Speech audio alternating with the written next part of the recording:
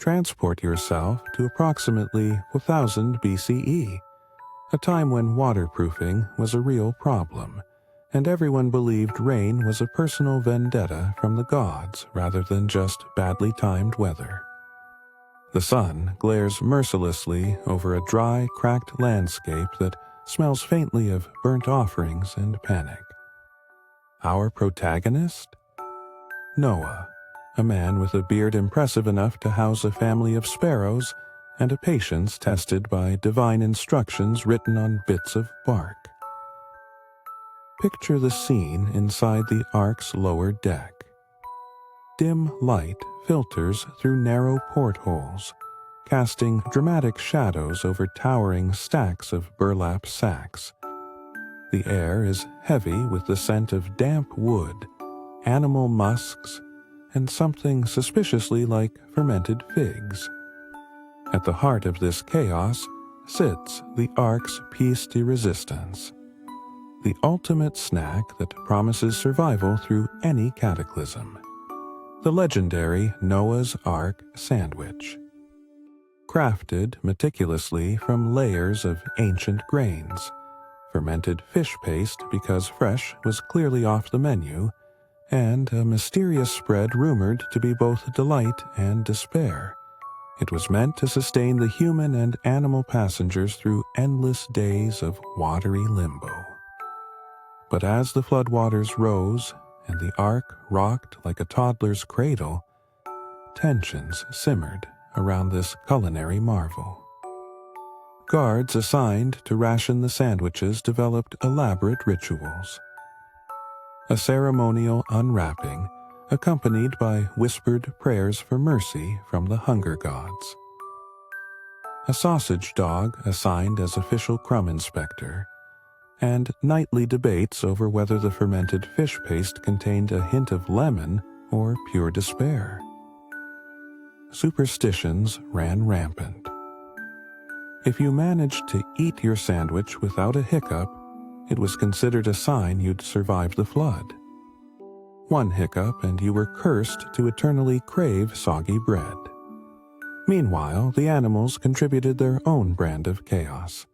The mice plotted coup to seize the sandwiches, the parrots criticized their texture in perfect mimicry of disgruntled philosophers, and the elephants refused to eat anything that didn't come in kale flakes. Just as the atmosphere thickened with sandwich-related paranoia, a surprising reveal. The secret mystery spread was nothing more than overcooked lentils mashed with a touch of river mud. The much-feared fermented fish paste was, in fact, a botched batch of pickles accidentally left in the sun. The legendary Ark sandwich was less an Epicurean delight and more a survivalist's joke played by fate. Historically speaking, while the Ark may have been a vessel of salvation, its supply chain was definitely less than gourmet. Archaeological studies suggest early human diets were far simpler and far less exciting, involving a lot more common sense and a lot less fermented fish spread. So remember, when faced with an apocalyptic flood, don't obsess over the perfect sandwich. The year is approximately 2348 BC, give or take a millennium, and the place is somewhere afloat. A colossal wooden vessel supposedly big enough to house every species on the planet, give or take a few measuring errors and the suspicious disappearance of several animal pairs. The smell? Imagine a fusion of damp wood, panic, and an unholy cocktail of hay and fish scales fermenting under a sky that never quite stops crying.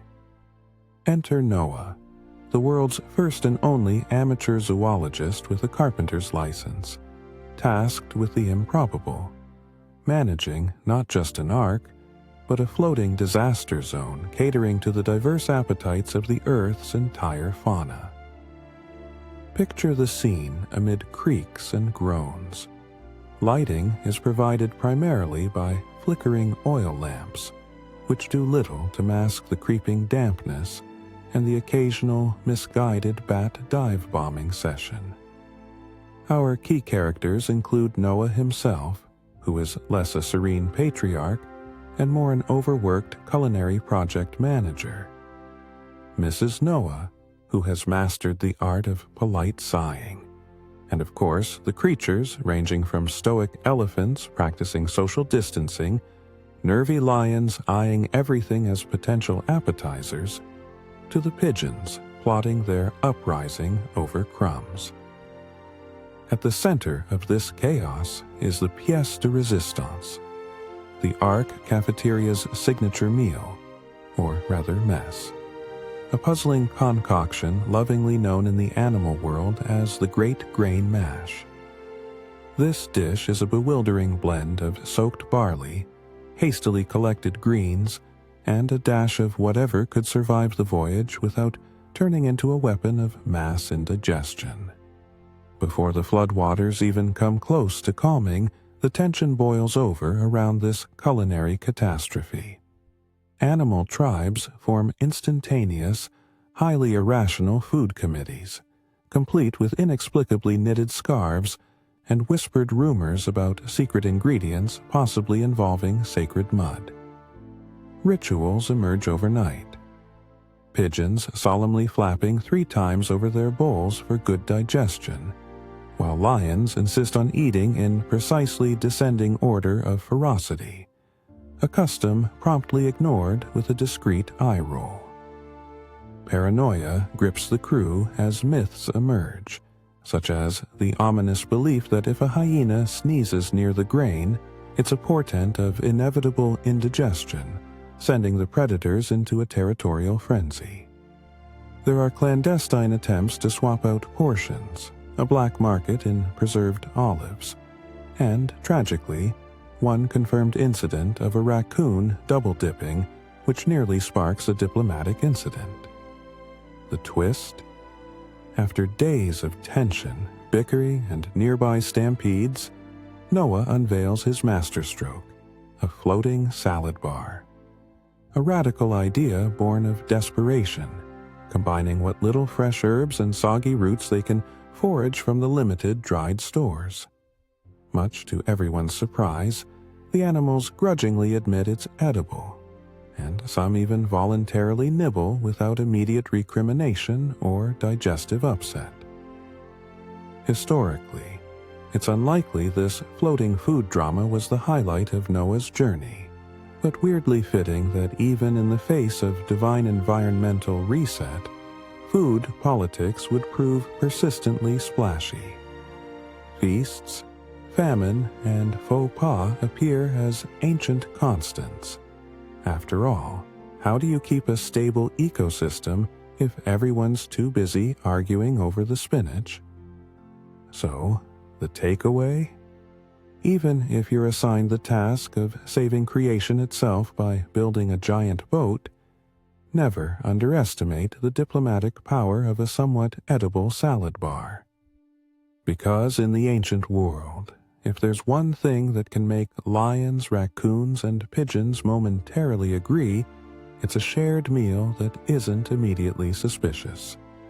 Calmly told, somewhat digested, and safely kept as a lesson that food, like floods, can either unite or devastate the world, preferably the former. Picture this: a placid morning in ancient Mesopotamia about 4,500 years ago. The sun is peeking through fluffy clouds, the birds chirp like over-enthusiastic gossip-mongers, and Noah is calmly inspecting a very particular item on the menu, a suspiciously soggy loaf of bread. You know, because apparently when the world is about to be submerged in water, first comes the appetizers. The scene unfolds on a wooden ark that's less floating chariot of salvation and more floating buffet with claws. Dim, damp lighting filters through the leak-prone planks. The air carries the faint but unmistakable scent of wet wood, animal musk, and, oh yes, mild panic mixed with an undercurrent of stale grain and leftover miracle grapes. Our key characters: Noah, a weathered gentleman with a beard that could comfortably house at least 12 small rodents. His family, a team of overachievers in nautical animal husbandry, and a suspiciously overstuffed pantry. Centered on the table is the culinary centerpiece of this majestic voyage: bread. Not just any bread, but the one bread to bind them all under intensifying humidity. This was no ordinary loaf. It had the distinguished honor of serving as the primary carb source for roughly 8,000 animals and 8 humans. Yes, carb loading was serious business back then, especially when you're trapped in a floating zoo with limited storage. And here's where the tension rises like yeast on the stove. Bread, typically a benign staple, now becomes a ticking time bomb. The ark's enclosed moisture and fluctuating temperatures gave this humble loaf the perfect incubator for an ancient species of mold so aggressive it might as well have made it its personal kingdom. The superstitions attached to this mold were enough to fuel suspicious stares across the dinner table. Was it a sign of divine displeasure? A little airborne, Noah-sized plague? Or simply, don't touch that, it's cursed? Bread? In preparation, rituals that made modern food safety programs look like child's play. Noah's family implemented complex bread watch procedures. Each crust was scrutinized with an intensity reserved for enemy combatants. The high bread keeper, a title hastily given to Noah's youngest, was charged with daily loaf inspection, armed with nothing but a feather duster and an incantation roughly translated as "Stay fresh, ye yeasty warriors." Rumors spread through the ark faster than the floodwaters. Some claimed the bread had started whispering ancient secrets at midnight. Others misted it grew tiny, dancing creatures, which historians now believe were just hallucinations caused by dehydration and cheese shortages. Then came the twist that sunk many hopes figuratively, of course. One dawn, amidst the gentle rocking of the waves and the distant howling of 2 quarrelsome lions, the bread disintegrated entirely into an unidentifiable mush that drew confused stares, shrinking appetites, and a few very quiet prayers. But here's the kicker. Instead of panic, Noah calmly proclaimed this mush a divine miracle. The first ever ancient porridge, complete with extra protein from the inscrutable goo. The ark's inhabitants celebrated this accidental discovery by dipping whatever they could find, some bark, a leftover olive, a very confused pigeon, into the soggy remains, dubbing it the miracle mash before proceeding to nibble it with careful optimism. Historically speaking, baking in such conditions was always doomed. Our ancestors probably didn't expect to survive a global flood, so who really cared if their bread went moldy? Yet this soggy snack symbolizes something far greater: human adaptability, and the undying hope that even when the world is ending, you might still have a half-decent breakfast. So what do we learn? When life floods your pantry, picture this. It is the 11th hour before the flood, somewhere between that end-of-the-world vibe and the did someone book us a cruise yet nervousness. The setting is a soggy patch of land just north of what would someday be called Noah's Ark Dock. The strange smell? A lamentably pungent blend of wet wood, stressed animals, and the unmistakable aroma of overripe gourds left unchecked for an entire season. The atmosphere is dim, overshadowed by heavy clouds pregnant with biblical wrath. Muted murmurs ripple through the ark's soon-to-be-floating halls as the first cargo of animals shuffle nervously. We meet Noah, a man whose beard is simultaneously a symbol of wisdom and a repository of miscellaneous crumbs. His eyes scan the horizon like a stockbroker watching volatile indices, except his portfolio is an ark filled with 2x2 plus a few extras for diplomatic reasons. Center stage in this particular drama? Gourds. Glorious gourds.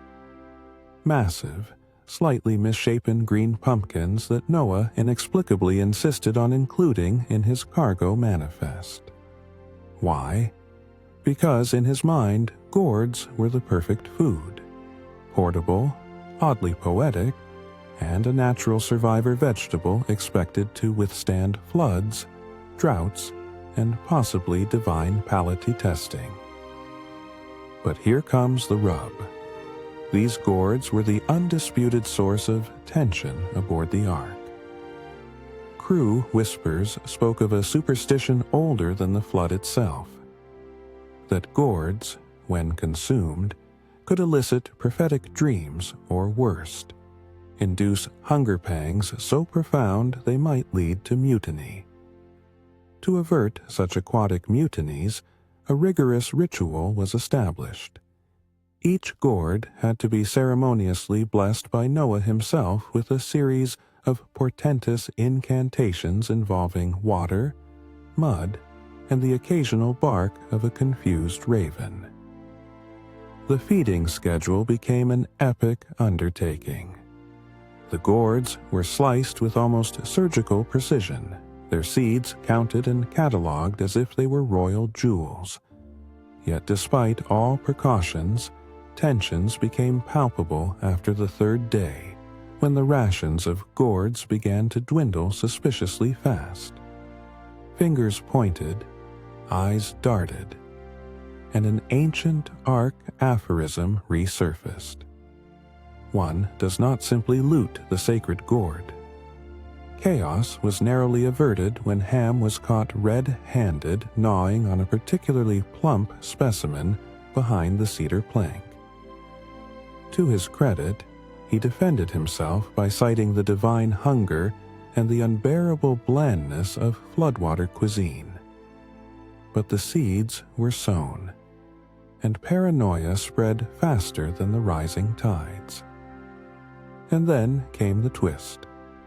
Turns out these gourds were not only a source of discord, but inadvertently saved the ark. Why?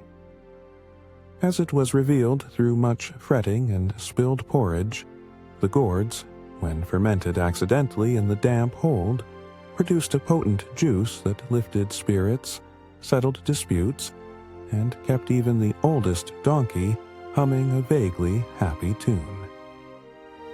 History, or at least this segment of it, would have you believe that the ark survived not on divine intervention alone, but on a fortuitously fermented gourd juice cocktail. The original biblical brew, if you will. So what's the takeaway here? If you find yourself stranded on an ark during the apocalypse, remember this.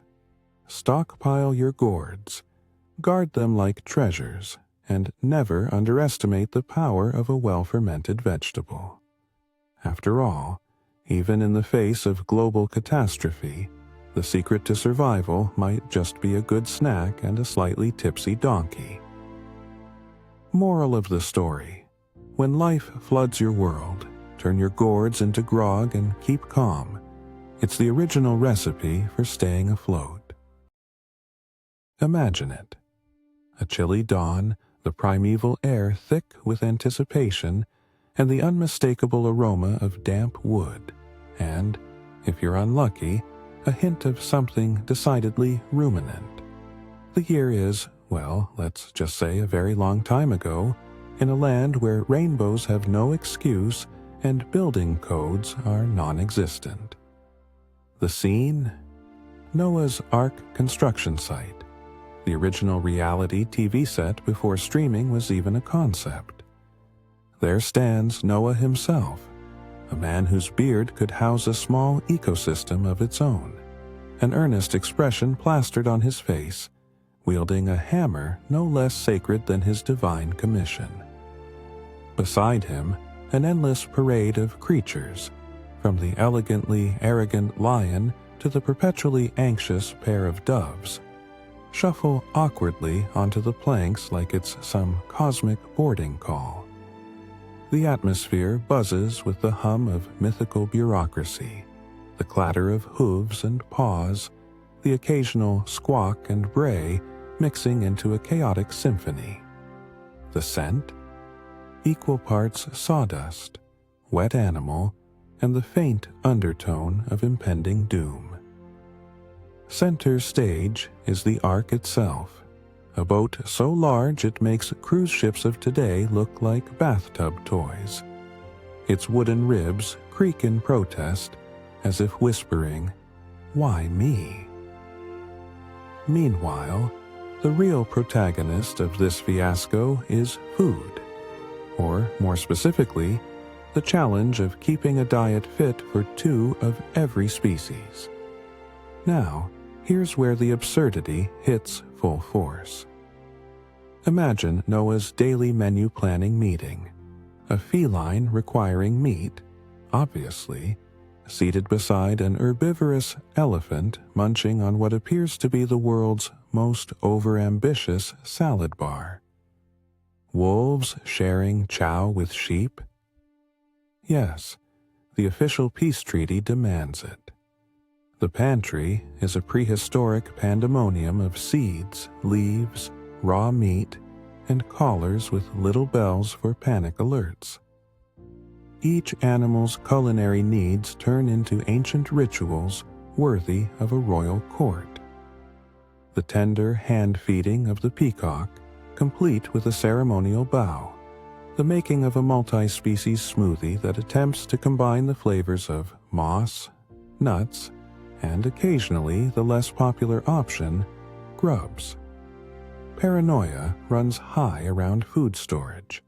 No one trusts the grain bins, partly because of an inexplicable infestation of what might be proto-rats or just particularly evolved squirrels conspiring in the shadows. The tension escalates to near farce when it becomes evident that a certain porcine contingent is sneaking extra helpings under cover of darkness, prompting a nighttime stakeout involving owls, the only creatures unbothered by guilt but impossible to train for surveillance. The climax? Not a flood, but a mutiny staged by a group of monkeys demanding bananas instead of the usual nuts and fruit salad. Noah, ever the diplomat, negotiates peace with promises of future tropical fruit deliveries, a concept yet to be realized. And then the final twist? As the Ark sets sail, it turns out that the food crisis was not the biggest problem. It was the endless chorus of mysterious nocturnal flatulence blaming innocent creatures and forever staining the wood with olfactory evidence. Historically, assigning Noah a grocery budget has been complicated to trace through records. But suffice to say, the logistics of feeding the Ark inspired more than a few early disaster management protocols. So, what did we learn from this culinary catastrophe and animal matchmaking saga? If you ever build a giant boat to survive an apocalypse, remember, provisioning for every dietary whim is less about survival skills and more about mastering the art of peace negotiations over dinner. Otherwise, expect your floating Ark to turn. Imagine a serene, ancient morning circa 3000 BCE, where the sky is ominously clear, but Noah, our soon-to-be nautical visionary, is busily sketching blueprints in the dirt with a stick shaped suspiciously like a crook. The setting is a lush valley filled with the scent of damp earth and wild herbs, punctuated by the distant, curious calls of animals that have no idea they're about to make history, or at least become the most inconvenient house guests ever. This is the calm before the multi-species storm. The sun casts long shadows through the newly sprouted trees, and the air carries the faint buzz of gossip among the ancient critters. Noah, an enthusiastic but slightly frazzled patriarch with a beard that looks like it could house its own small ecosystem, is surrounded by an odd entourage. A pair of nervous doves gossiping about celestial waterworks, 2 elephants debating trunk hygiene, and a boisterous pair of lions practicing their regal yawns. The centerpiece? A colossal ark blueprint etched into clay, the very blueprint of quarantine and cabin fever that will put cruise ships to shame. What could possibly go wrong? After all, assembling the world's first floating zoo is just a matter of logistics, right? Well, Noah insists on gathering 1 pair of each animal, which, unbeknownst to him, is the original definition of extreme overbooking. Resource allocation turns into a bureaucratic nightmare, worthy of ancient Sumerian tax ledgers, and the challenge of convincing the animals to board politely resembles herding cats who have just heard about the impending apocalypse.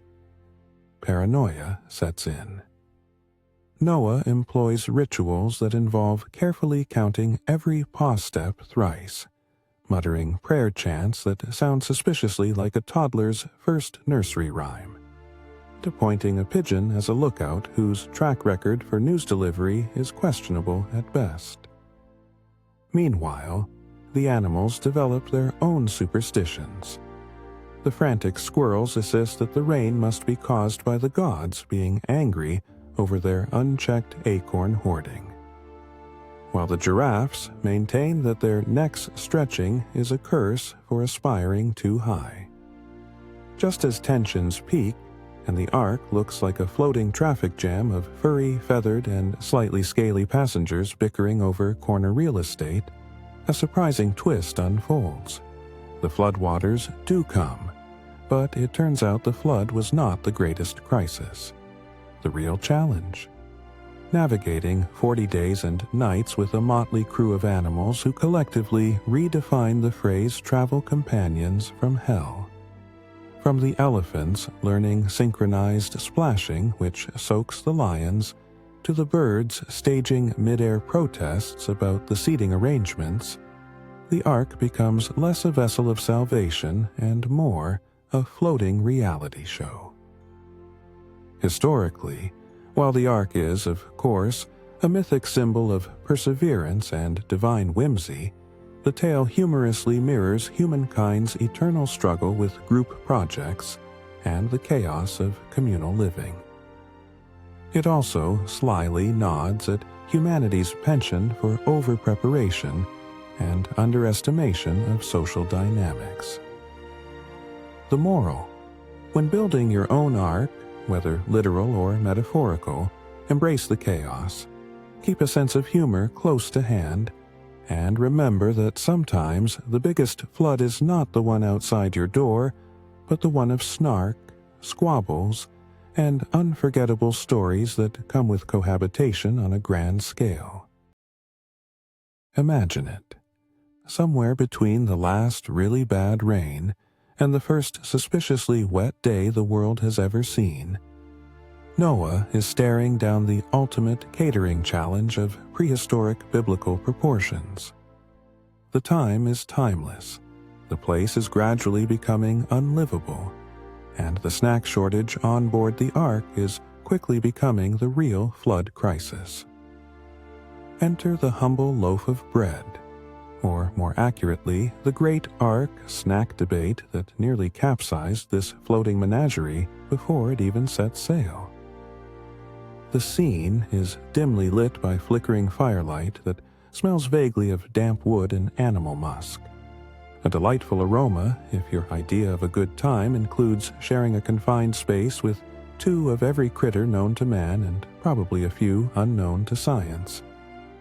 Rain drums relentlessly on the ark's patchy wooden roof, a soundtrack for impending doom and digestive rebellion.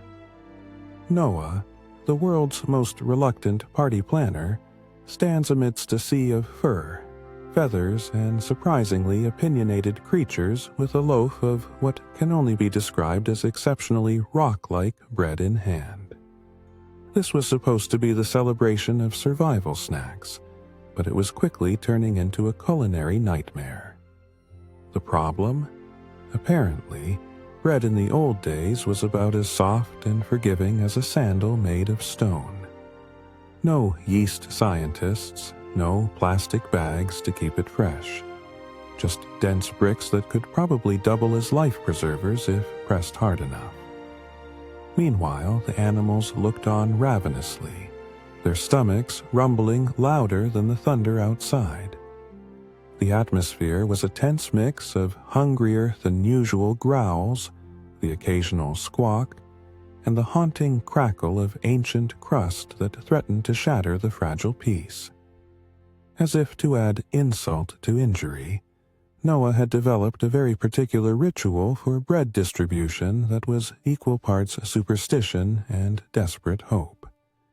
Each loaf had to be weighed by the chief ark speaker, a role filled by a decidedly lawn-geared donkey who insisted on approving portions with a suspiciously judicial grunt. Any crumb falling outside the precise perimeter of the slice was considered a sign of impending doom, or at least a wrathful floodwave of another kind, famine-fueled animal revolt.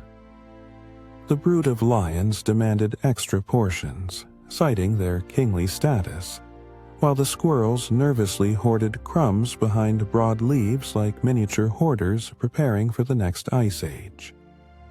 Panic set in when a particularly rebellious pair of monkeys tried to trade their allotted bread for figs, causing an impromptu marketplace frenzy that ended with a baboon vendor loudly accusing a turtle customer of cheating him out of a grape. But here comes the twist that would go down as the funniest food flop in ark history. The inventor of the first rudimentary bread pudding concoction was, you guessed it, a particularly clever raven. This bird, tired of eating stale bread like a prehistoric pigeon, tossed a batch of soggy berries and a suspiciously slimy root into the mix. The resulting concoction, a gloopy mess of questionable texture and flavor, was surprisingly met with a tentative thumbs-up from the animals, partly because it was less like eating sand, and partly because the promise of something different distracted them long enough for the rain to pause. In reality, the version of bread and baking techniques during ancient times were indeed rudimentary, often unleavened and hard as a philosophy book. It's said that bread was more of a survival tool than a culinary delight, and no wonder animals might revolt over dry rations cramped in a wooden box. So the lesson in all this? When life gives you a global flood, a rock-hard loaf, and a rowdy menagerie, improvise with whatever soggy berries you can find and keep the peace, or prepare for a much bigger flood, this time from the inside out. Imagine the year is approximately 2348 BC, give or take a few centuries because timelines were less about precision and more about guesswork, in a small corner of ancient Mesopotamia. The scene, the chaotic deck of what is arguably the first ever floating zoo, known to history and perhaps surprisingly not to the insurance industry, as Noah's Ark.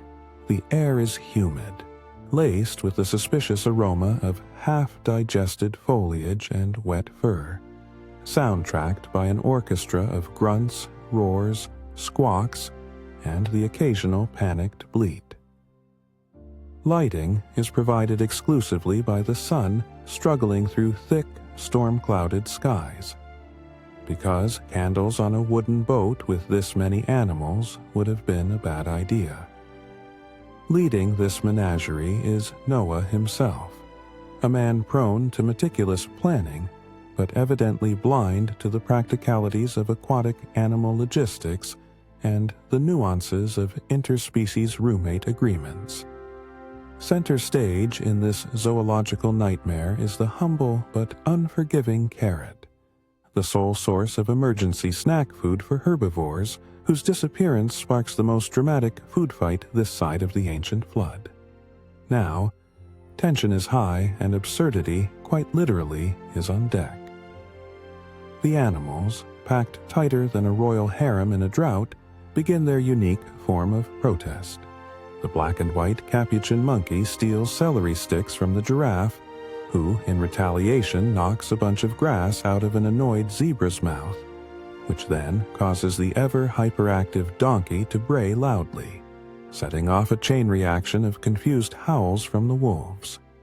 Meanwhile, Noah, clipboard in hand, attempts the impossible, a species-wide diplomatic summit that nobody understands, featuring what he optimistically describes as peaceful coexistence through tireless monitoring and moderate grazing schedules. Ancient superstition insists that the gods have cursed the carrots, or possibly the very idea of sharing cramped quarters, due to the gods' inexplicable sense of humor and tendency to meddle with mortal comfort just for giggles. Such rituals include the weekly blessing of the livestock, which involves an elaborate dance by a dizzy servant holding a chicken and offering up prayers that roughly translate to "May the carrots multiply and squash fights be minimal." The absurd tension comes to a head when a particularly grumpy goat, offended by the lack of sufficient snack provisions and personal space, launches an all-out attack on the carrot stash, proving that when you're trapped on a tiny wooden box with few snacks, a tooth can become mightier than diplomacy. The chaos crescendos in a moment of irony. Amid the flood, the animals claw, squeal, and bray over food that is, in a twist of culinary fate, soggier than the battered planks beneath their hooves. To complicate matters, the boat's kitchen staff, if such an optimistic term can be used for Noah's wife and sons, have run out of anything resembling a gourmet menu, settling instead on a rather uninspiring mix of soaked grains and tepid water. The final reveal? Turns out, securing 2 of every species is not in itself the hard part. Managing the entire slide of personality disorders, hunger dramas, and unexpected interspecies jealousies while afloat on a giant wooden tub was the real historical feat. Historically, while the Ark is a staple of myth and faith, early seafaring humans had decidedly less problematic transportation methods and snack crises, preferring simple fishing boats and meal plans that didn't involve feeding an ark full of vegetarians. Lesson learned: never underestimate the importance of snack logistics, especially when your guest list doubles as nature's most volatile dinner party. A carrot today keeps the peace at bay, but only just. Picture this. The year is unrecorded, but definitely not boring. Somewhere on a plateau that's more waterlogged than dry, we find an old man with a construction permit from the gods, a blueprint that makes modern architects weep, and the patience of a saint who just stepped on a Lego. Meet Noah. It's the dawn of the Great Flood, and his challenge: building an ark big enough to fit 2 of every critter under heaven, and do it before the sky decides to audition for Niagara Falls.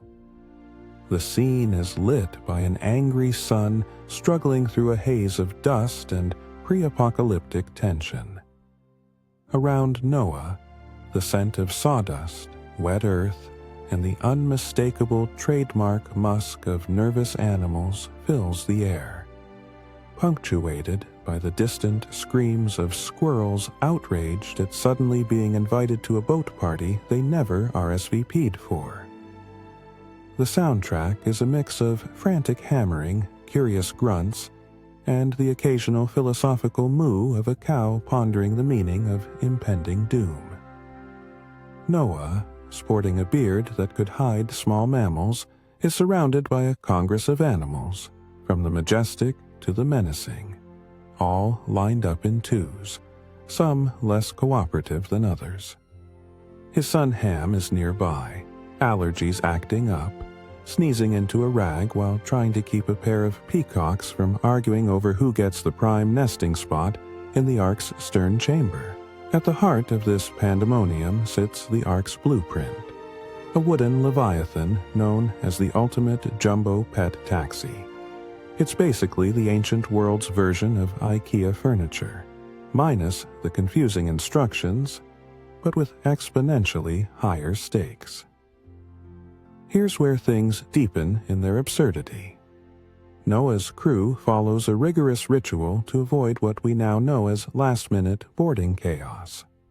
Every species is inspected for health, temperament, and allergen levels, because heaven forbid a sneezing zebra ruins the entire voyage. Ham consults an ancient scroll, half allergy chart, half animal mood tracker to decide cabin assignments. The doves get the quiet quarters, but the bats insist on nocturnal deck access and promptly throw a raucous upside-down party every night. Supplies are prepared with religious zeal. Noah's wife, who deserves a medal for patience and glue usage, concocts an emergency snack pack consisting of honey cakes, dried fish, and whatever passed for ancient granola bars, provisioning for what's expected to be the longest boat trip ever. Every crumb is cataloged, wrapped, and double-checked for infestation, because in the Ark's closed economy, a spider infestation could easily escalate into a full-blown eight-legged revolt. As the sky darkens ominously, signaling that the curtain is about to lift on the world's largest water show, tension mounts. The animals murmur anxiously, some pacing, others trying to negotiate passage for their less popular cousins moles, and termites get the cold shoulder. Suddenly, a pair of raccoons attempts to sneak aboard early, armed with their signature thieving grin and questionable hygiene. Ham spots them and raises the alarm. The twist? When the rains finally start, the Ark doesn't just float. It becomes the most exclusive floating menagerie in history, a microcosm of ancient biodiversity doing its best soggy and stuck rendition of a cruise ship stuck at sea. The animals learn to coexist, mostly because they have no choice, while Noah contemplates the logistics of waste management, a task so monumental it belongs both in the annals of history and the annals of the Gross-Out Chronicles. Historically speaking, the Ark story may have more layers than an onion, a flood myth to explain archaeological finds of ancient water levels, to promote genealogical claims, or to promote boat sales. We'll never know for sure. But what's clear is that it set the bar for all future disaster planning, proving that even the most divine mandate can't prepare you for the chaos of communal camping. So, what's the takeaway from this nocturnal nautical nightmare? If survival means packing 2 of everything, make sure you also pack twice the patience, 3 times the allergy. Picture it. Dawn. A bleary-eyed dawn on a floating wooden horror show somewhere on the ancient Middle East's murkiest sea. The year, somewhere well before the invention of skip buttons or even decent weather forecasts. Enter Noah, the original multi-species landlord, trying to figure out how to cram 2 of every animal into a single ship without losing his mind or his sandals. The Ark's main stench? An unsettling cocktail of wet wood, damp fur, and a suspicious hint of newly toiled manure that seems to waft through every plank and creak like an unasked-for ghost. Lighting is provided by a couple of flickering torches that do little to mask the growing chorus of grunts, hoots, and an occasional indecipherable growl, a prelude to what we now know as species-specific passive aggression. Noah himself is a man on a mission, wearing a beard that could host entire ecosystems and a robe that's seen better floods. Assisting him is Shem, Ham, and Japheth. The original crew tasked with maintaining order in this beastly boarding house. Their main problem, you see, isn't the rising water or the construction dilemmas, but the dinner arrangements, or rather which animal is too terrified, too territorial, or just plain too stubborn to share the same trough. This leads to a series of increasingly absurd rituals around feeding time. The lions, those self-appointed kings of the jungle, demand prime cuts, negotiators needed to prevent a full-blown royal tantrum. The rabbits, suspiciously hyperactive and twitchy, gnaw nervously at anything remotely leafy. Meanwhile, the birds plot their own flight path to freedom. If only the ceiling weren't so low. There's a peculiar superstition developing among the crew. Never mix the hippos and the crocodiles near feeding time, or you might just witness aquatic diplomacy turning into a full-scale wrestling match, complete with muddy splashes and a tadpole referee. And just when it seems like this pandemonium can't get any worse, the unexpected arrives. A pair of skunks, blissfully unaware of the diplomatic disaster they're about to unleash. The skunks, in an act of aromatic rebellion, decide it's time to mark their territory, turning the Ark into what could generously be called a floating biohazard zone. Chaos erupts. Where once there was a tentative truce held together by sheer desperation and the hope the flood ends soon, now every animal is a potential chemical weapon. Noah contemplates the absurdity of it all. His grand ark, intended as salvation, now a theater of endless squabbles and questionable smells.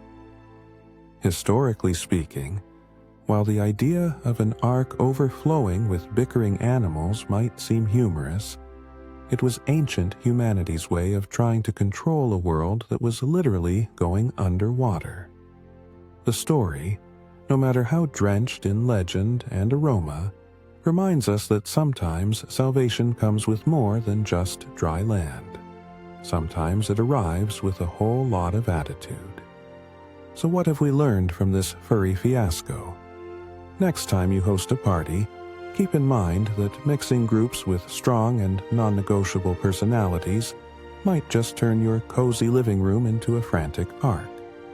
And if you do find yourself on a boat, picture this: a sprawling, seemingly endless wooden vessel, rocking gently on an oceanic bathtub, somewhere around 4000 BCE.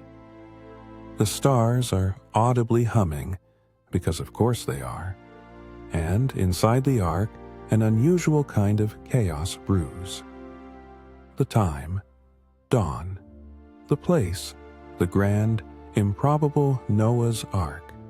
The scent, a complex bouquet combining wet wood, petrichor, and a suspicious hint of what could only be described as panicked animal sweat. Our protagonist, Noah, a carpenter turned animal caretaker with a beard that could double as a small haystack, stands amidst a symphony of grunts, caws, and shrieks. His mission? To shepherd creatures 2 by 2 into this floating zoo, which, frankly, looks like it's holding together with good intentions and an overuse of divine duct tape. However, the real star of today's aquatic misadventure isn't a lion or a dove, but an unsuspecting loaf of bread, the food at the heart of this nautically epic mishap. Bread, you see, has always been historically more than just sustenance.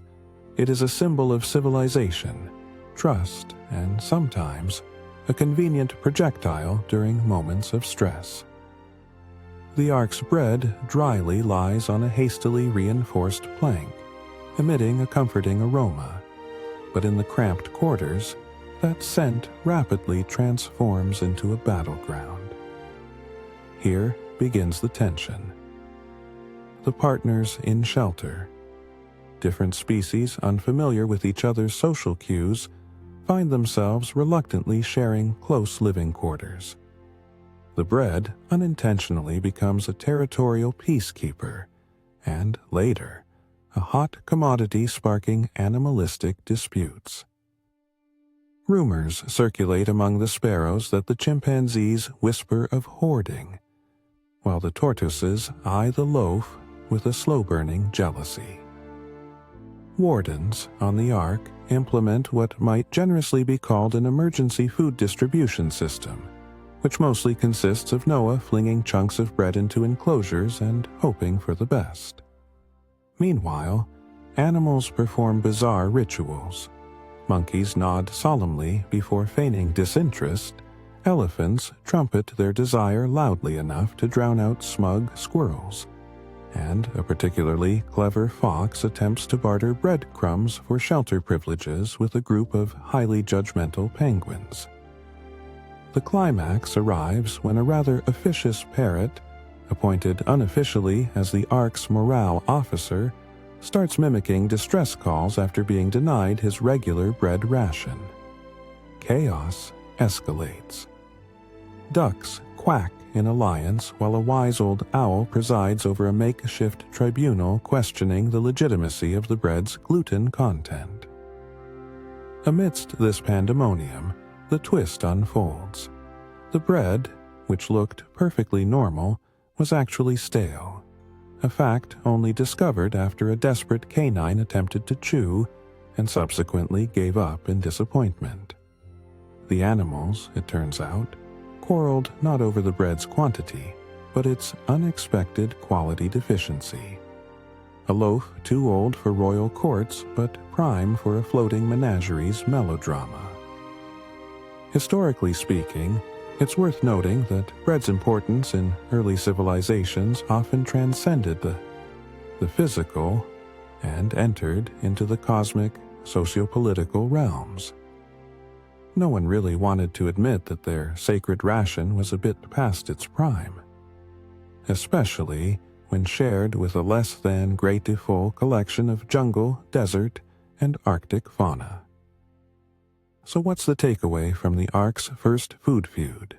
Ensure your ship's provisions are fresh, or prepare for a zoological soap opera of Shakespearean proportions.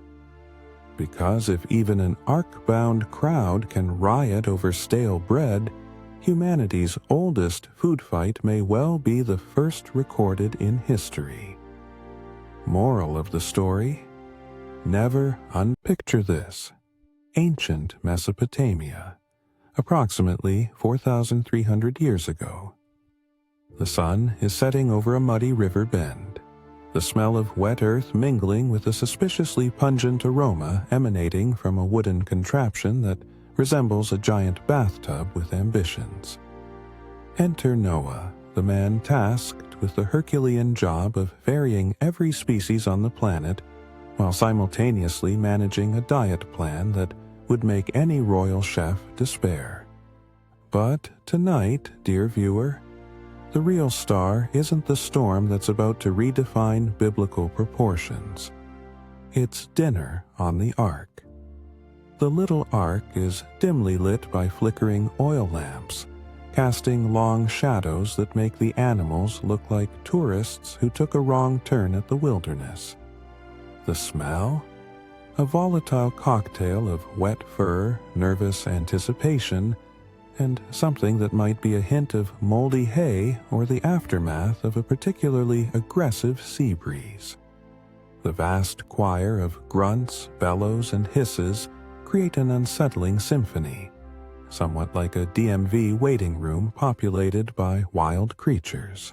Noah, our intrepid captain, is a surprisingly calm man given the circumstances. Beside him, his family debates furiously how to organize a meal plan, an ancient logistical nightmare with no spreadsheets or grocery delivery apps. The food at the heart of this chaos? An endless supply of leftover unleavened bread paired with a suspiciously bland stew that smells like it was cooked by a 5,000-year-old intern on their first day. Here's where the trouble begins. In a world where superstition rules and the fear of offending the gods translates easily into culinary paranoia, the animals develop bizarre rituals around the food. The lions refuse to dine unless the lambs are securely quarantined, just in case the stew turns into a scene from Game of Thrones. The doves, symbolic of peace but apparently not of patience, squabble over crumbs like they're negotiating international treaties. The giraffes, those elegant literal necks above the crowd, keep trying to reach the preserved leaves placed deliberately out of reach, a botanical tease if ever there was one, leading to an escalating exchange of neck stretches and haughty glares. Even the elephants, giants in patience, trumpet their disdain loudly when the water supply tastes suspiciously like it went through a mud filter. The family's attempts at ritual purification of the food, sprinkling water, whispering prayers, and beating drums in the hopes of appeasing the ancient hunger gods, only amplify the absurdity. One evening, Noah catches his youngest son mid-ritual, chanting what can only be described as a prayer that roughly translates to "Please don't let the stew be the end of us." And then, just as all seems bleak, a twist of nature intervenes. The simplest member of the ark's community, the beetle, accidentally discovers that a discarded root tossed near the stew pot adds an unexpected zest. What follows is less a culinary revolution and more an accidental miracle. The stew mellows, the animals' tempers cool, and peace is brokered, not by divine intervention, but by a root vegetable that probably had no right being there. Historical footnote. While the Ark story is widely regarded as myth or allegory, ancient flood tales crop up all over the cradle of civilization, suggesting that humanity's earliest tales of catastrophe were invariably tangled with questions of what to eat when stranded at sea with a menagerie of beasts. So the grand lesson? When your wife tells you to pack lunch for 2 of every animal species, remember this. Sometimes the secret ingredient is just a lucky accident and a lot of patience. Preferably, a patience that knows how to ignore the screaming heads of bickering lions. Because, as history and hunger both tell us, nothing unites or divides more than food. Nighttime, somewhere in the ancient Near East, under a crescent moon so thin it looked like a misplaced fingernail clipping. Whispers float among the reeds along the riverbank where our hero, Noah, is about to embark on a journey that will make airline disasters look like smooth sailing. The problem tonight is not the coming flood, but the boarding process for 2 of every animal. Yes, that includes the skunks. Picture this: a gargantuan wooden vessel, less pirate ship, and more prehistoric petting zoo, lit by flickering torchlight scented with a peculiar mixture of wood smoke, musty hay, and the unmistakable aroma of reptilian impatience.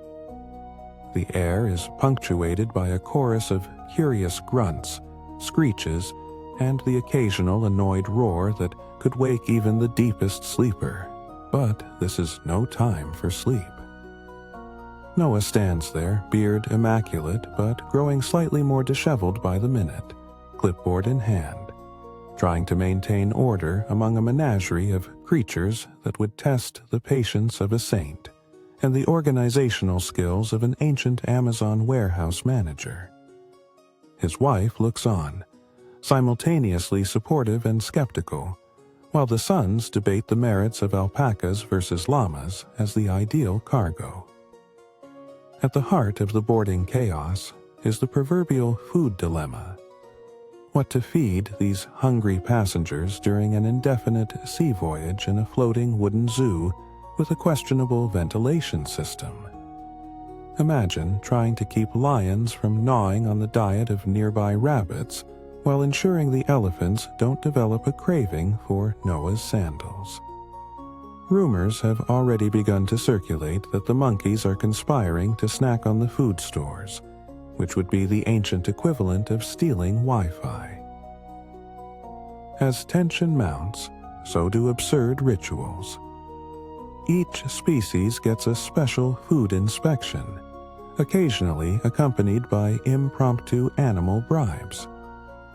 A particularly clever fox slips Noah a chicken leg in exchange for upgraded cabin status, and the peacocks practice their distracting fan displays to distract the ever-watchful food guards. Of course, the raven insists on a daily offering of shiny trinkets, apparently to ward off some ancient avian curse only it understands. The apex of absurdity arrives when the doves demand a peace treaty over food distribution after a midnight incident involving a misplaced grain sack and a very disgruntled hawk. Negotiations are tense, featuring a convoluted exchange of seeds brokered by an owl who claims impartiality but is highly suspected of hoarding nighttime cookies. Then, as if the chaos could not get any more surreal, the boardroom angels of myth descend, or perhaps just flit, to offer unsolicited advice on dietary adjustments. They suggest adding a sprinkling of manna to prevent morale drops, only to be contradicted by a chorus of ancient nutritionists citing buffalo stomach contents and other wildly impractical remedies. Ultimately, the resolution is beautifully anticlimactic. Noah decides that the best feeding plan is one that involves a lot of luck, improvisation, and a mysterious barrel of fermented figs that everyone agrees to pretend was never part of the official ration list. The animals, it turns out, are surprisingly cooperative when bribed with promises of more leafy greens and fewer sandals stolen. Historical context? Of course, this is the oldest chaos theory experiment recorded by ancient storytellers to explain why animal shelters never got simpler, and why your Tinder date might be more stable than a floating zoo. So what do we learn from this prehistoric cruise chaos? Always remember, when herding animals aboard a giant wooden ship during a flood, pack snacks and patience in equal measure. Because in the end, the real flood was of chaos, confusion, and a very persistent skunk with boarding pass issues. Picture this: ancient Mesopotamia, about 4,300 years ago, roughly at the time when someone somewhere first invented the idea of complaining about outdated snack options. The skies are ominously gray, the air humid enough to make your sandals stick together, and somewhere in the distance, a man named Noah is measuring wooden planks the size of small boats, muttering about logistics nobody really understands. But what really sets the scene this evening isn't the impending flood, it's the mighty peanut. Yes, the peanut. The snack food destined to cause a mini-crisis on board the big wooden yacht of the Middle Bronze Age. As twilight descends and incense from aromatic resins lingers in the air, the ark's interior is glowing warmly, lit by flickering oil lamps that sent the cramped wooden beams with a mix of burnt sesame and the distinct undertone of damp wood. Noah, a man who looks like he's been up for approximately a millennium straight, is overseeing the precious cargo. Noah, his sons, and an oddly large contingent of animals have been ushered aboard, but just as everyone settles, the snack situation becomes a matter of utmost concern. Upon opening a crate labeled Exotic Nut Snacks translation, peanuts from lands far away, probably borrowed from a scheming neighbor, disaster strikes. It seems those peanuts have gone a bit rogue. Turns out, these innocuous legumes have developed a legendary reputation among the Ark's crew. What if, they ask, these peanuts trigger ancient curses or summon angry food spirits? Given the stresses of getting every species aboard and the very real possibility of a world-ending flood, paranoia levels skyrocket. The situation demands a serious consultation of ancient wisdom, which mainly involves everyone staring suspiciously at the bag and recalling half-forgotten rituals that might keep snack demons at bay. Harkening back to oldest superstition, one of Noah's sons drums loudly on a wooden barrel while chanting what he believes to be a protective peanut chant. 3 repetitions to ward off bitterness and stomach ailments. Simultaneously, a group of doves flutter nervously, apparently clairvoyant or just upset by the noise. The Ark's resident goat, rumored to have psychic abilities and a taste for drama, eyes the peanuts as if plotting a coup. The tension peaks when Noah himself, between exasperated sighs and muttered prayers, gingerly picks up a peanut, eyeing it like a relic that could either save or doom the entire voyage. The entire crew watches as he bites cautiously. A collective breath is held. Is this snack going to be friend or foe? Then, shockingly, it is revealed. The peanut is perfectly fine. Not cursed, not possessed, just a humble legume. The flood waters might have been biblical, but the snack drama? Merely human. Now for some fact, delivered with minimal solemnity. The peanut actually hails from South America and wasn't known in the Old World during Noah's time, spoiler alert. Time travel and snack smuggling had not yet been invented. So the whole paranoia is a delightful anachronism, because everyone knows that fear of strange food is as ancient as fear of the flood itself.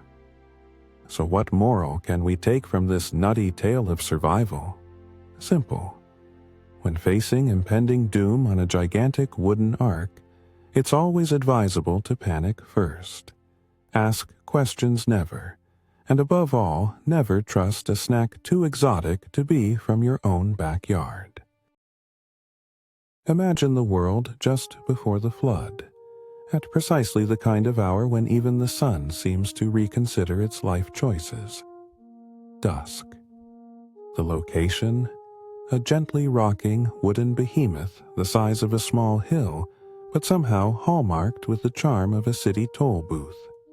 The air is thick with the smell of fur, feathers, and an indefinable hint of disaster. Welcome aboard Noah's Ark, the world's first and possibly only floating Ark Zoo chaotic management experiment. Noah, our unflappable captain with a beard longer than most businessmen's memos, stands amid the Ark's busiest corridor. Surrounding him is the cacophony of every species you never thought would share living quarters, much less be forced into cohabitation, 2 by 2. The central focus, a particularly stubborn pair of doves who've formed a union so detailed and demanding it requires more negotiation skills than a UN summit.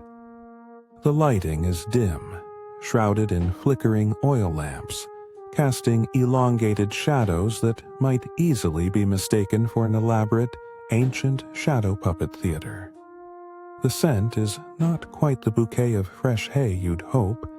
Instead, an ode to what was that screech lingers, punctuated by the increasingly urgent whistle of a nervous mouse.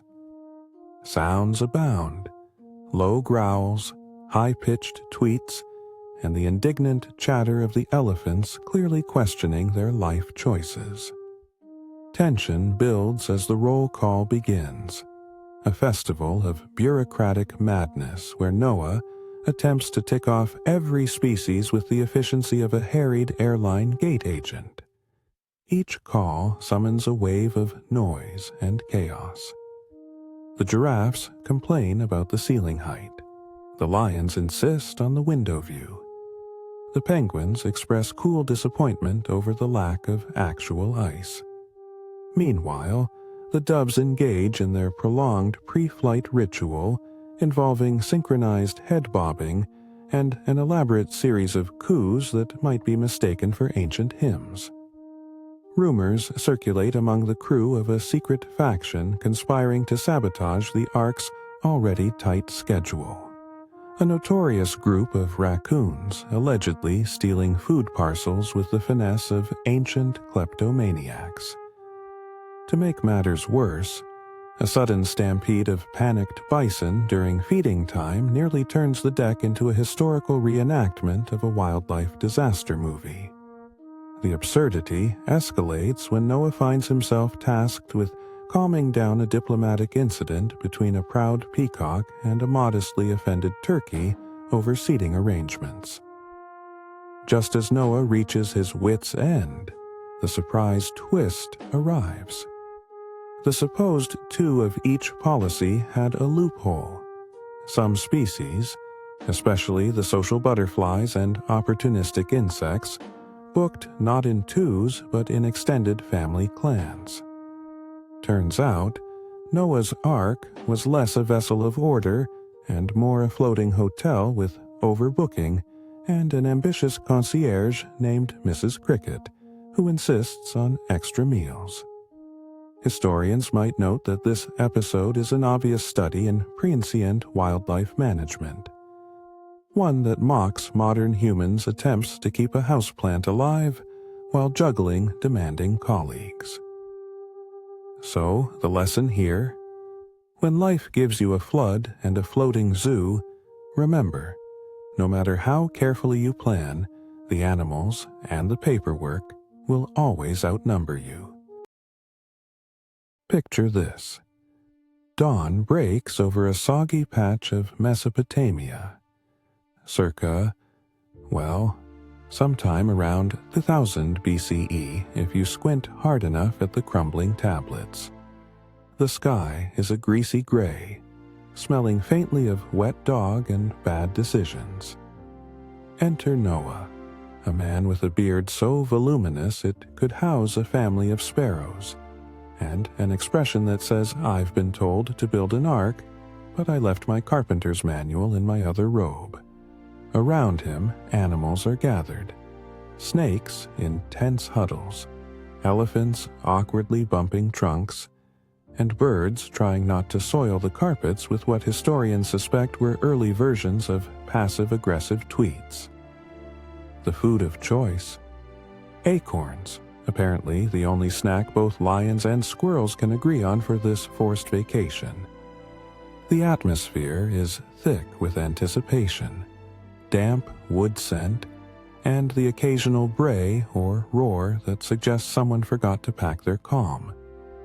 The lighting, a gloomy overcast, does little to cheer the mood as Noah issues the first decree.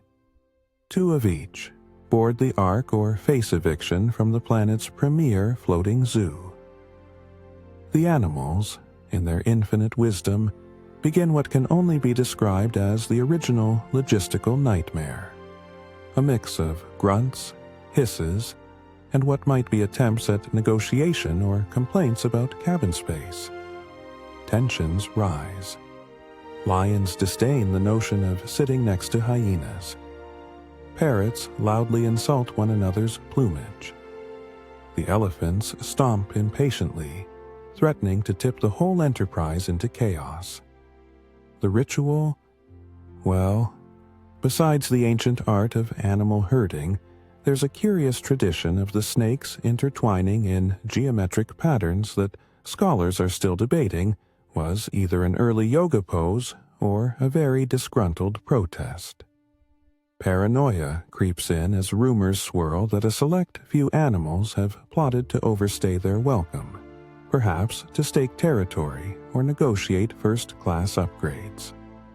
The wolves howl ominously at midnight, while the doves attempt to broker peace with increasingly sarcastic coos. Then, in a twist that would make any modern-day Evite weep with envy, a pigeon, yes, the very symbol of peace, flies in clutching an olive branch, signaling the flood has begun, but also that there's just enough room for everyone, sort of. The chaos pauses. The animals, in a grand cinematic moment, realize that this ark might just be the worst hotel in history, but it is their only shot at survival. Historically, one might note that the story of Noah's Ark spans far more than bedtime tales. A potent symbol of salvation, bureaucracy, and questionable crowd control. Ancient texts from many cultures echo the universal nightmare of forced relocation with roommates who gnaw your favorite chair.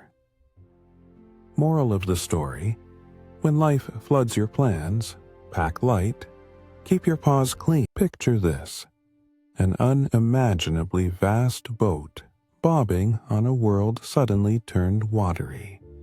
In a time so ancient, the word diet hadn't yet managed to creep into the human vocabulary.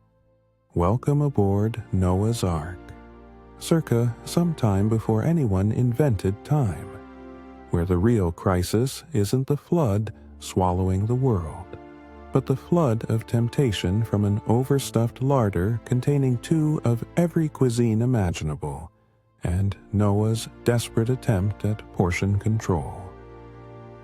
The creaking planks and the slap of endless water set the background score, mingling with the faint but distinct aroma of damp wood and something suspiciously like decades-old camel kibble. Lighting is minimal, courtesy of oil lamps whose flickering flames seem to compete with the sogginess threatening to submerge the floorboards. The atmosphere? Imagine a group of the oldest, furriest, and occasionally scaliest inhabitants of Earth, each baffled by the absence of proper dining furniture and the presence of anxiety-induced hunger pangs. Enter Noah, patriarch, reluctant ark captain, and unintended host to the worst all. You can eat buffet history has ever ignored.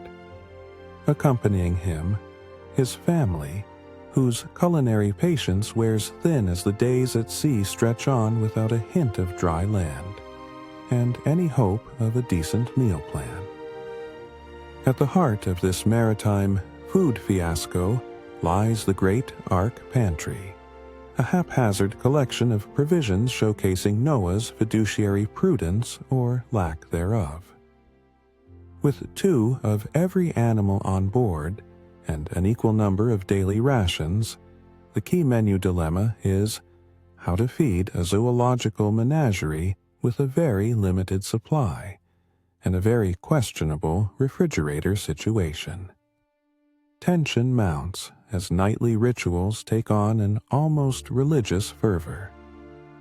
Every meal preparation begins with a consultation of the ancient scroll, Noah's handwritten ledger, featuring cryptic notes such as "Do not feed carnivores after midnight" and "No mixing raccoon with goat stew."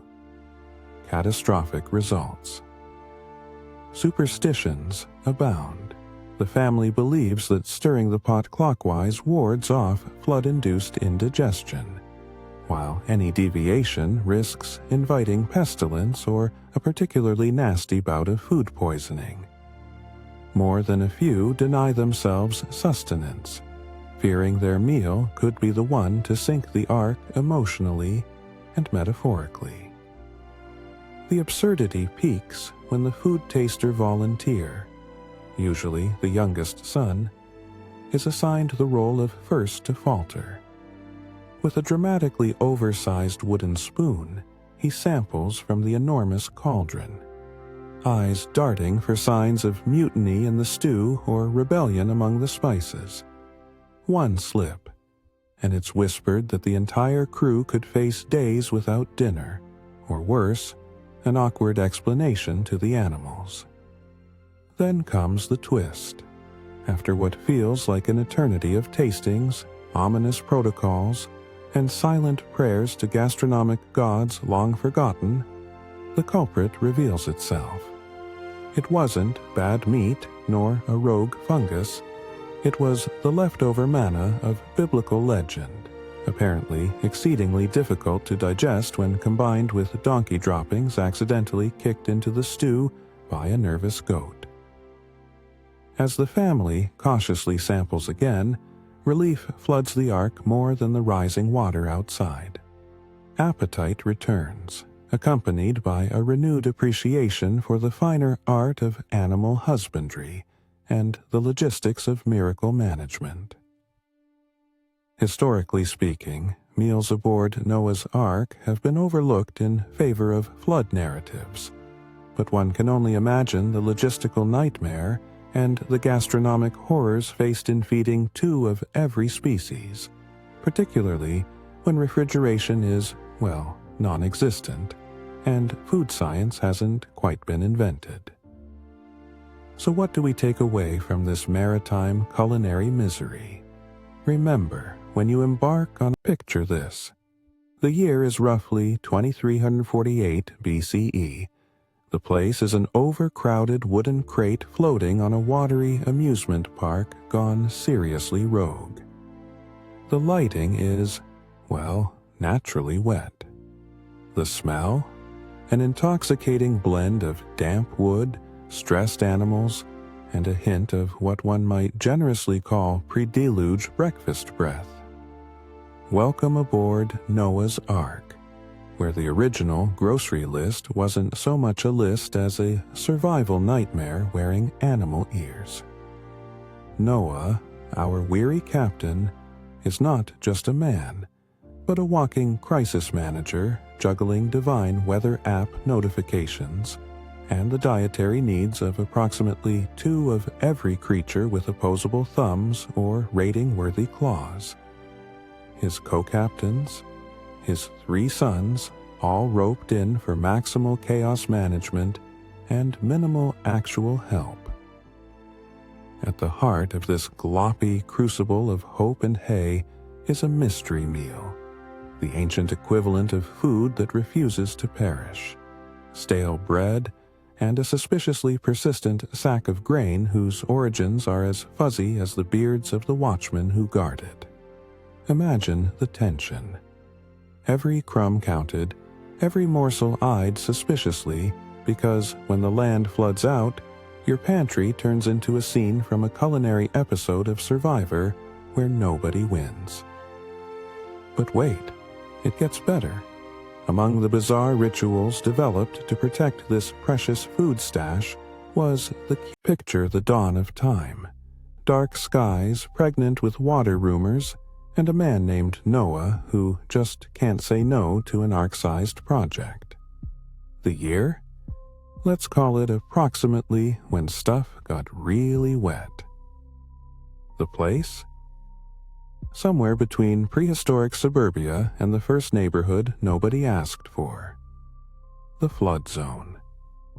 The atmosphere is thick with the musty aroma of damp wood, anxious animal whispers, and that unmistakable hint of soggy hay. Imagine a cavernous wooden vessel being populated by a menagerie so diverse it makes Noah's resume look a little too accommodating. Here stands Noah, the reluctant zookeeper and amateur shipwright, his beard wet and his patience thinner than the ship's planks. Central to this aquatic odyssey, the staple diet of animals and two humans stuck in time, right in the middle of a biblical food fiasco. What's on the menu? Well, if you thought divine intervention included gourmet meals, think again. The food here is the type that would make modern nutritionists weep. Damp seeds, stubborn roots, and whatever prehistoric bugs that didn't trigger an arc-wide outbreak.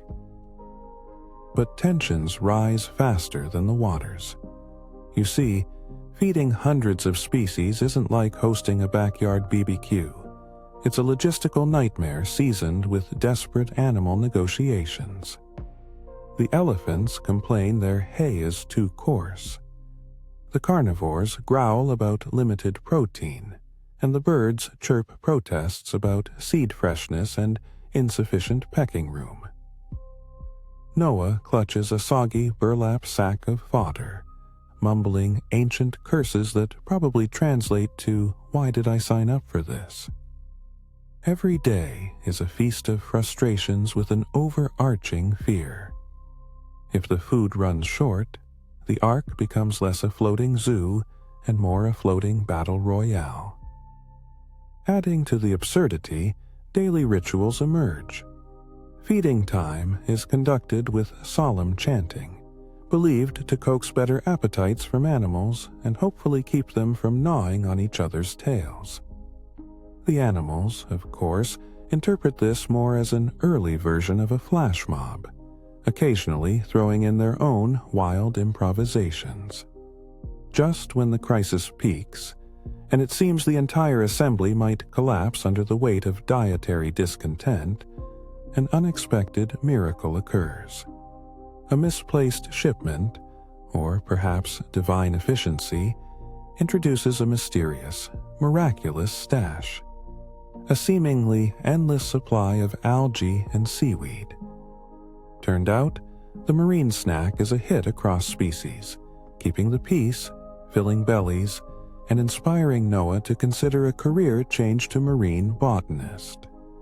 Historically speaking, while there's no record of algae saving any real floods, the story amusingly underscores humanity's earliest recorded encounter with logistics and dietary diplomacy under pressure. So what's the takeaway here? When you're stuck waterproof with every animal on Earth, always pack extra seaweed. And maybe reconsider promising to build colossal boats. It's a lot less about floods, and picture this. Dawn breaks over an ancient, muddy landscape. The year? Oh, roughly sometime after the invention of roofing, but before the wheel became a global sensation. Place? A colossal, oddly shaped wooden boat that looks suspiciously like the carpentry project from a universe where IKEA instructions collided with biblical ambition. In the foreground, a pair of doves fly casually overhead while somewhere inside, Noah debates his life choices. The air is thick with the scent of wet wood, animal musk, and the faint aroma of whatever passed for breakfast in the pre-flood world. Spoiler, probably porridge, but with added panic. Inside the ark, the lighting is an existential mix of gloomy skylights made from translucent animal bladders and flickering oil lamps that only half illuminate the endless rows of cages. The soundtrack? A chaotic symphony of bleats, roars, chirps, and the occasional squawk from a bird who's definitely questioning evolutionary wisdom. Enter Noah, a man who looks like he's simultaneously been awake for 40 days and is mentally drafting a resignation letter. His chief assistants include his sons, who alternate between organizing animal quarters and exchanging sarcastic quips about 2x2 being the ancient version of crowded subway etiquette. But what truly steals the show as the centerpiece of this watery fiasco? Food. Yes, food.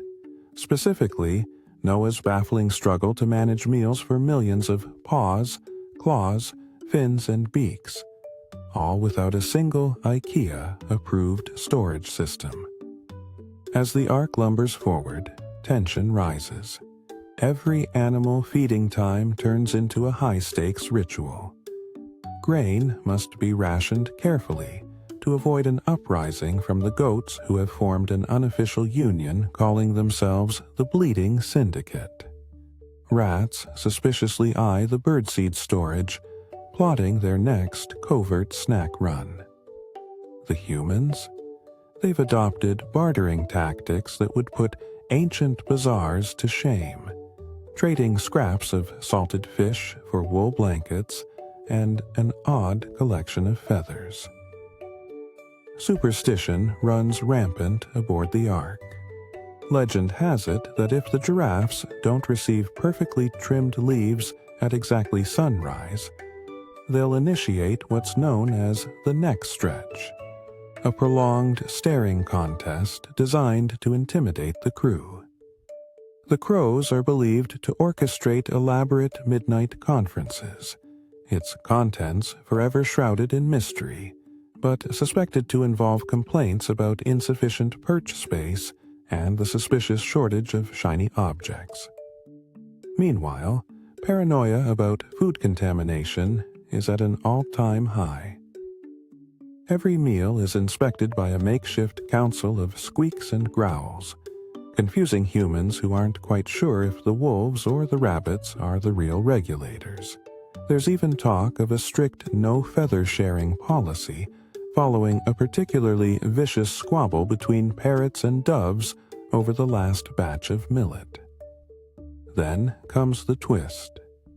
As the floodwaters rise and the ark creaks under the weight of its eclectic cargo, it turns out that the entire ecosystem aboard the ark has developed an impromptu food chain of its own. Frogs secretly hosting midnight insect cocktails, cats forming uneasy alliances with mice over the communal stash of fish treats, and the famed 2x2 rule quietly bent to accommodate the excessive appetite of a lone, overfed hippo who simply refused to share his pelleted vegetables. Context: historically, this narrative taps into humanity's age-old obsession with order amidst chaos and the futility of trying to micromanage nature. A lesson still relevant when managing your inbox or your neighbor's noisy backyard party. And what, dear viewer, is the takeaway here?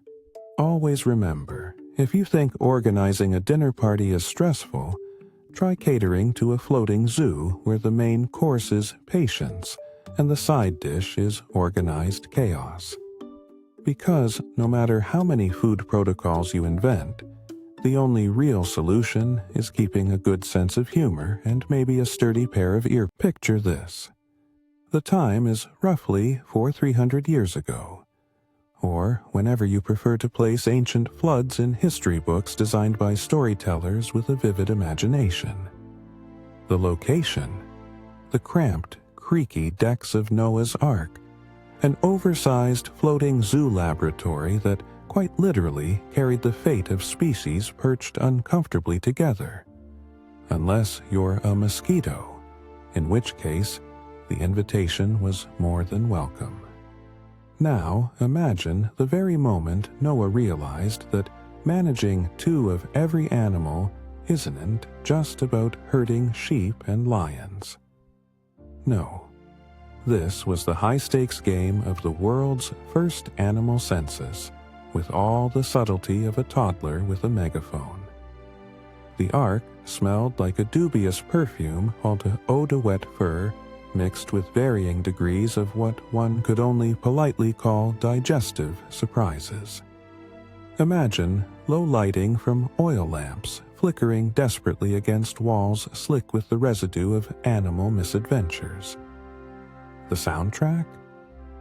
A chorus of protest grunts, hisses, howls, and the occasional high-pitched chirp that suggested some species were decidedly less cooperative in this nautical festival.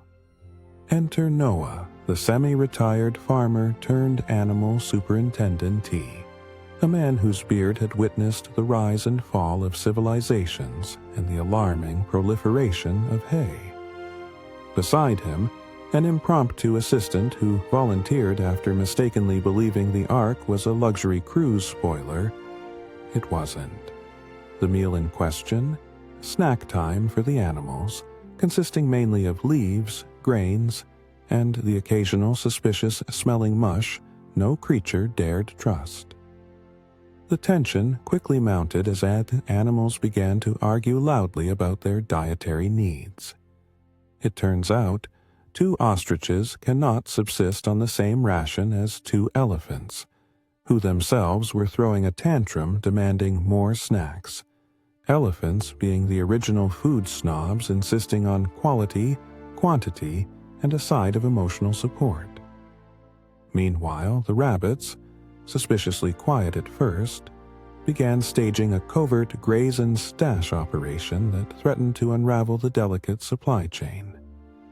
Rituals emerged, guinea pigs performing a synchronized whisker twitch to communicate threat levels, while the lions engaged in a voluntary roar-off designed to intimidate the goats into voluntary submission. Noah tried to mediate with the diplomatic finesse of a reality show host managing a heated reunion episode. As the rations dwindled, the great food coup was afoot.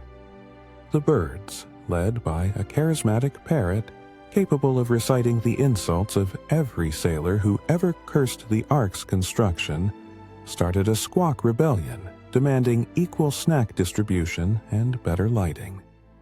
Then the twist of fate.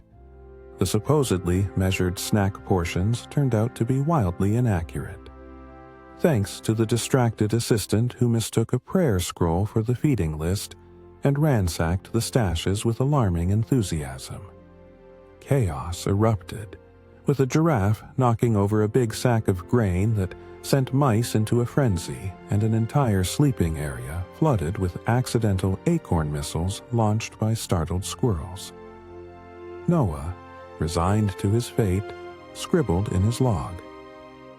Next time, bring an accountant, possibly a zookeeper. Historical context? Well, while the Ark story floats on religious and mythological waters, the idea of animal collection for human-saving projects has been an evolving human dream, usually ending with smelly messes and logistical tantrums of epic proportions. The moral? Managing biodiversity is less about calm care and more picture it. The dawn of the Great Flood, somewhere between ancient something and biblical maybe, time immemorial. The skies are brooding, water level suspiciously high, and a man named Noah is busy trying to convince a pair of giraffes that they absolutely, positively, must fit themselves into a wooden box roughly the size of a small villa. Hilarity ensues. The Ark, not exactly a luxury cruise liner, but undeniably the era's largest floating wooden condo, creaks under the weight of imminent doom and bad animal breath. The smell?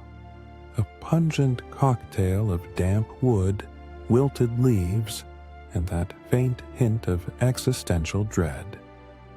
Ravens caw sporadically, likely complaining about the lack of proper accommodations, while the steady drip of water creates a soundtrack somewhere between a leaky faucet and cosmic irony. Noah, the reluctant zookeeper of the apocalypse, is surrounded by an eclectic cast. The 2 giraffes, standing awkwardly like skinny towers with necks that seem to mock the very concept of indoor living.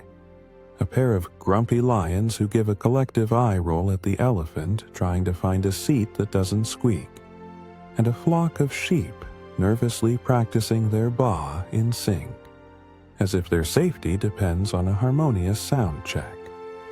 But the true centerpiece of this narrative drama, the great boarding incident of the long-necked. The giraffes, suspiciously wary of cramped spaces, can you blame them? Have decided that the ark's narrow corridors are an affront to their dignity. Midway through the herding process, one giraffe elegantly refuses to bend its neck sufficiently, resulting in a domino effect of hoof-tapping, impatient sighs, and whispered negotiations that include more hissing than actual conversation. Meanwhile, Noah consults his scrolls, instructions written in a dead language, possibly with a few ironic doodles in the margins.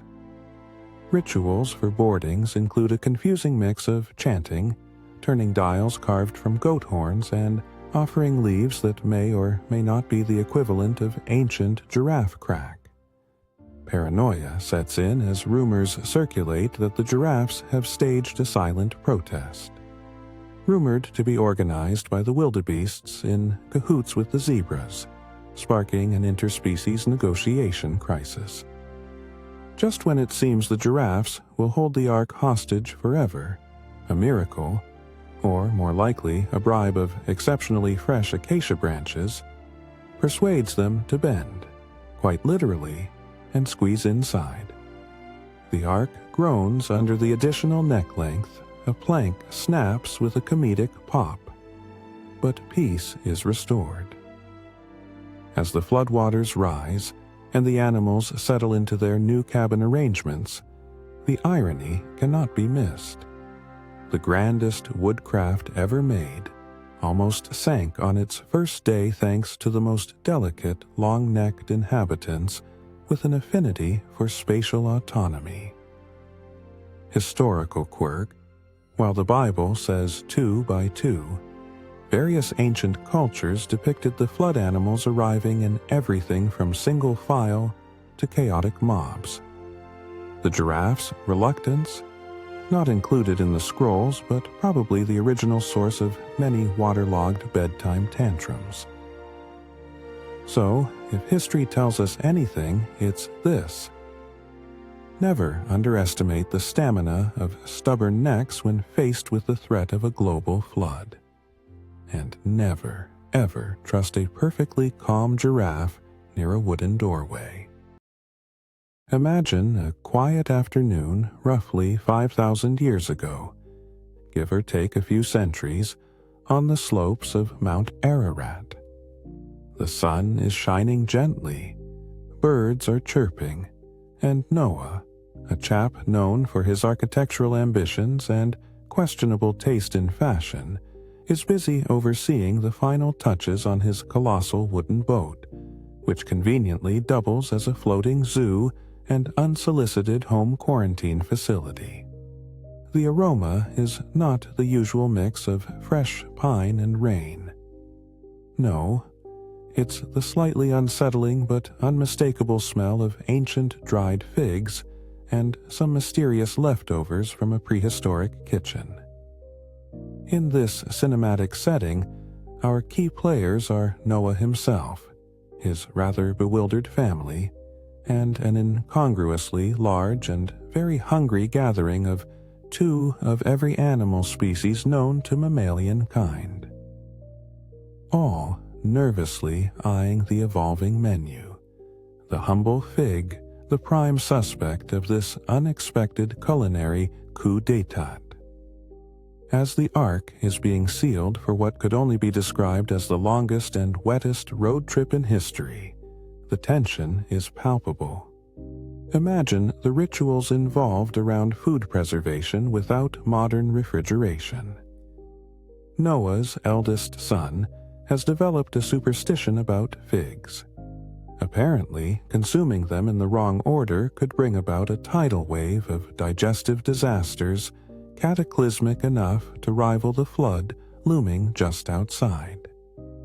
Despite the pressing environmental chaos, the family's attempts to ration these primeval snacks devolve into an absurd game of who can guard the figs the best, involving bark whistles, secret storage compartments, and even a questionable truce with a raven who promised to keep watch but instead just flew off with the first batch.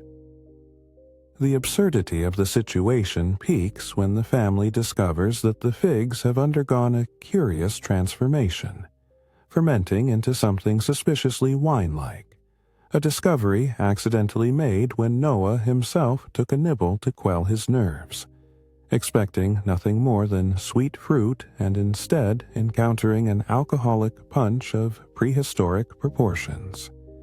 What began as cautious nibbling quickly spiraled into communal revelry that nearly jeopardized the cruise.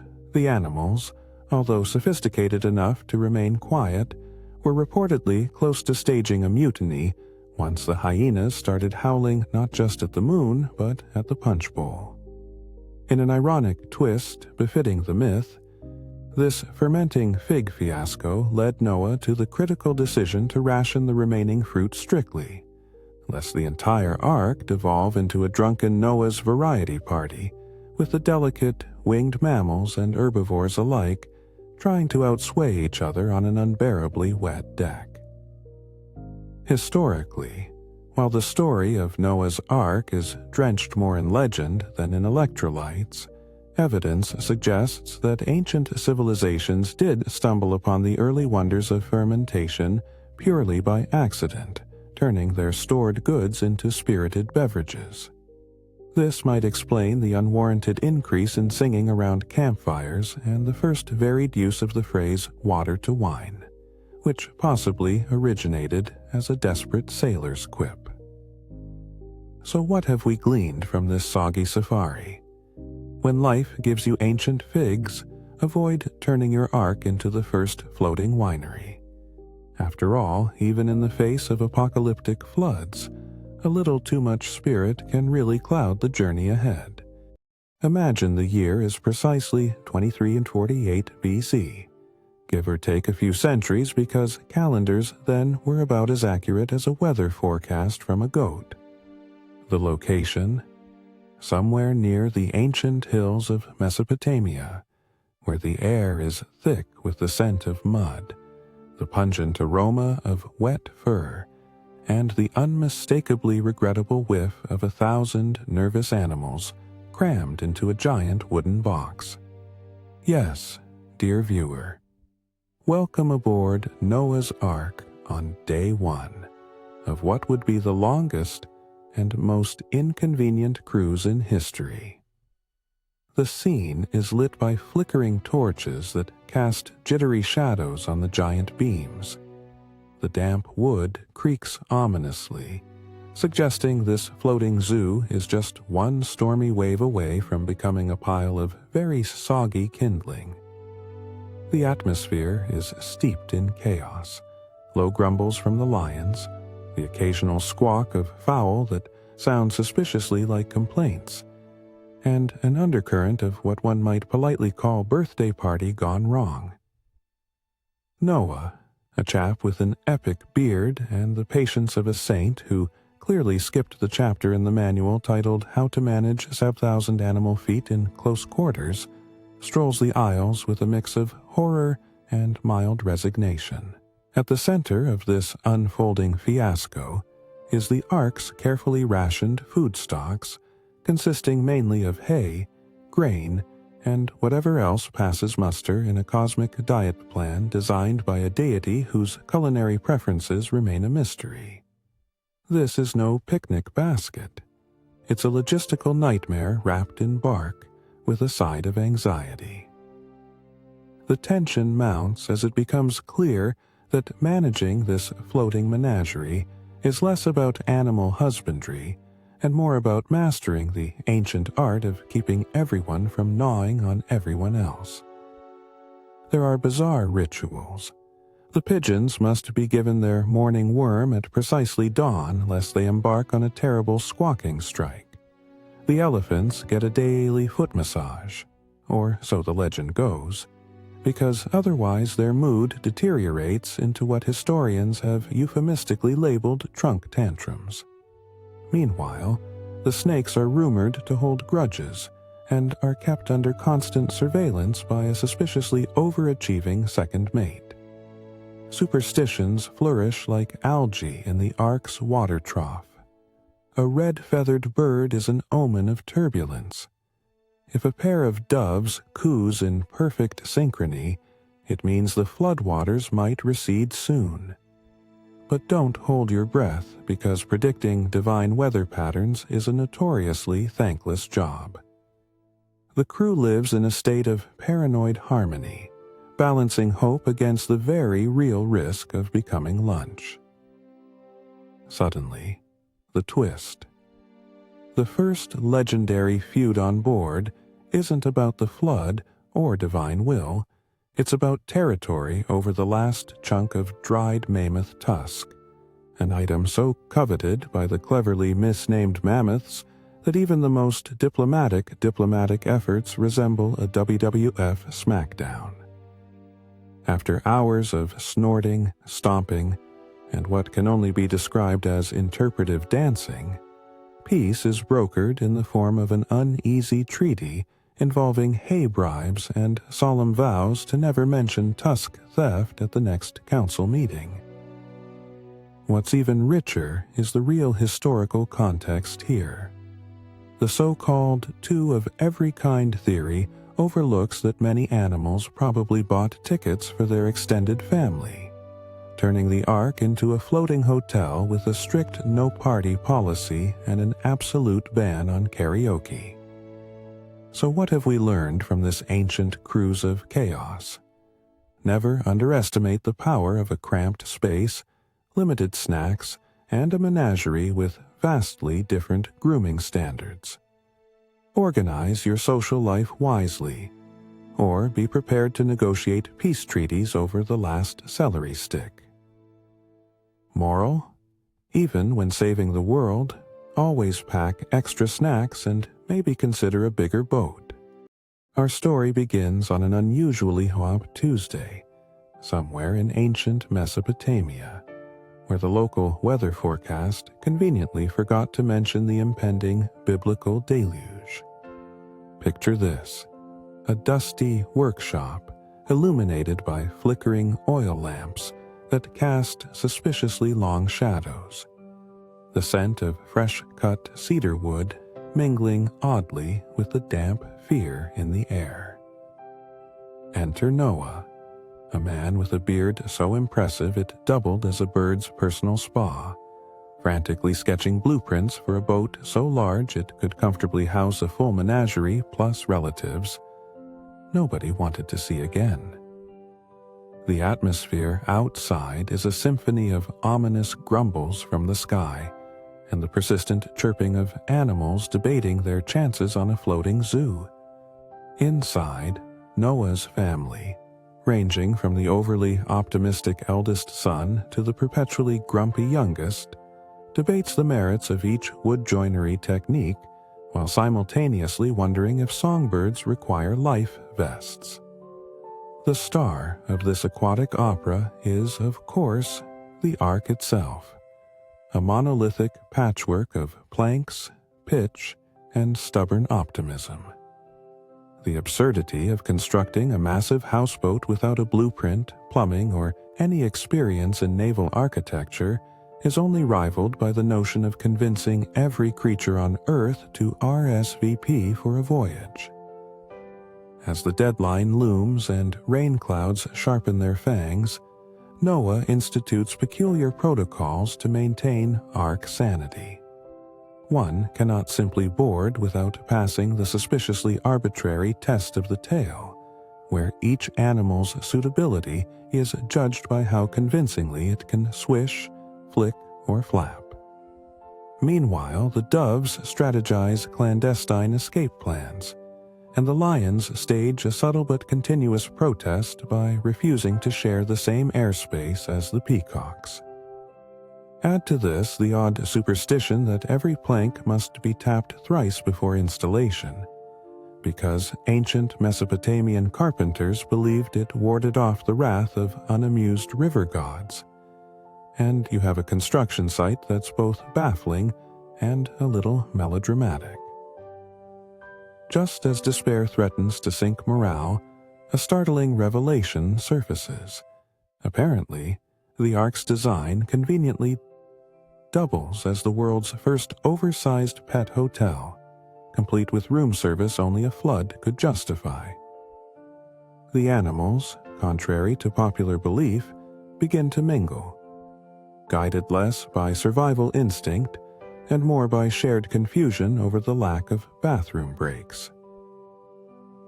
It turns out that while Noah was focused on beating the floodwaters, the animals perfected the art of cohabitation, proving once and for all that forced proximity is the root of all compromise, communal naps, and bizarre friendships between predators and prey. Historically speaking, while the Ark story is best known as a mythological masterpiece, it offers a surprisingly apt metaphor for humanity's tendency to over-prepare for inevitable disasters, especially when no one has a real plan but everyone insists on building something epic to look busy. So, what's the takeaway? Whether you're building an ancient ark or just assembling IKEA furniture, remember, measuring twice and boarding once is less important than having the patience to listen when the lions start gossiping about the peacocks. Because in the end, even a flood can't wash away the drama of living in close quarters. Imagine it is roughly 4,050 years ago, give or take a millennium, somewhere between the dawn of ancient megafauna fashion and the invention of the first raincoat.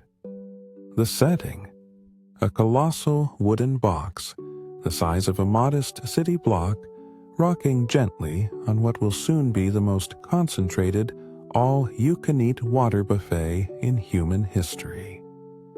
This is not your average cruise ship, but rather Noah's Ark.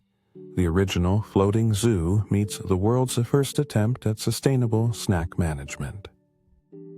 The lighting is dim inside the Ark, powered solely by what we presume to be the natural glow of damp wood and existential dread. A distinct smell pervades the air, a pungent cocktail of damp animal fur, recycled breath, and the faint underlying scent of halved cucumbers waiting for an eternity to become a salad.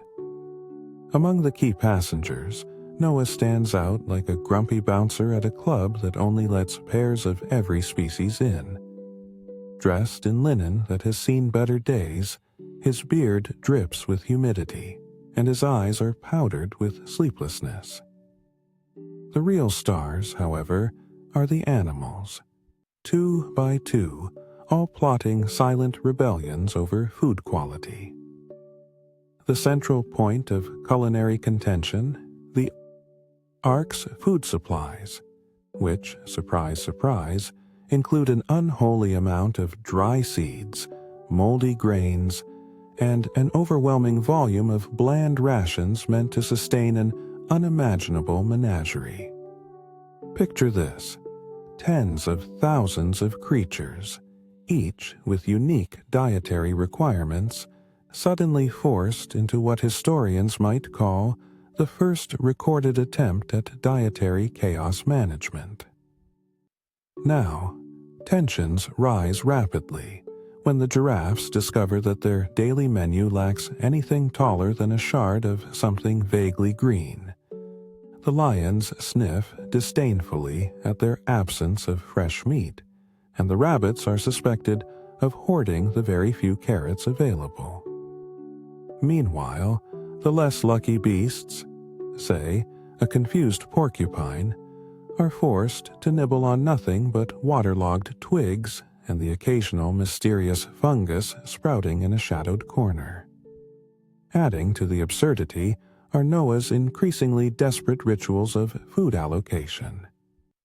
In an attempt to keep the peace, he develops what can only be described as the proto-inventory system, a bark-based tally of who eats what, with scratches symbolizing 2 leaves, dots for one measured pinch, and occasionally the frantic doodles of a man losing his grip on sanity. Each morning, he performs a solemn ceremony, whispering hopeful prayers over the communal storage barrels, as if divine intervention could transform last year's dried beans into freshly grilled steak. If that wasn't enough, superstition has crept in fast amid the groans and growls. Some animals begin demanding food sacrificed to manifest favorable weather, convinced that eating the wrong seed will bring another 1,000-year storm, or a famine. The elephants stomp ominously near the grain stores, muttering what scholars now believe were early food riots. The tension is so thick you could cut it with a rusted spear. But then the plot twist. The ark runs aground. As the floodwaters subside and the wooden behemoth settles on a lofty mountain, all food tensions dissolve magically. The animals cautiously approach fresh grass, newly sprouted fruits, and that miracle of natural culinary innovation called ambient nature. Suddenly, the porcupine tosses aside twigs with a joyful prick. The giraffes stretch their necks to the trees, and even the rabbits consider sharing their carrot stash in a wave of primal camaraderie.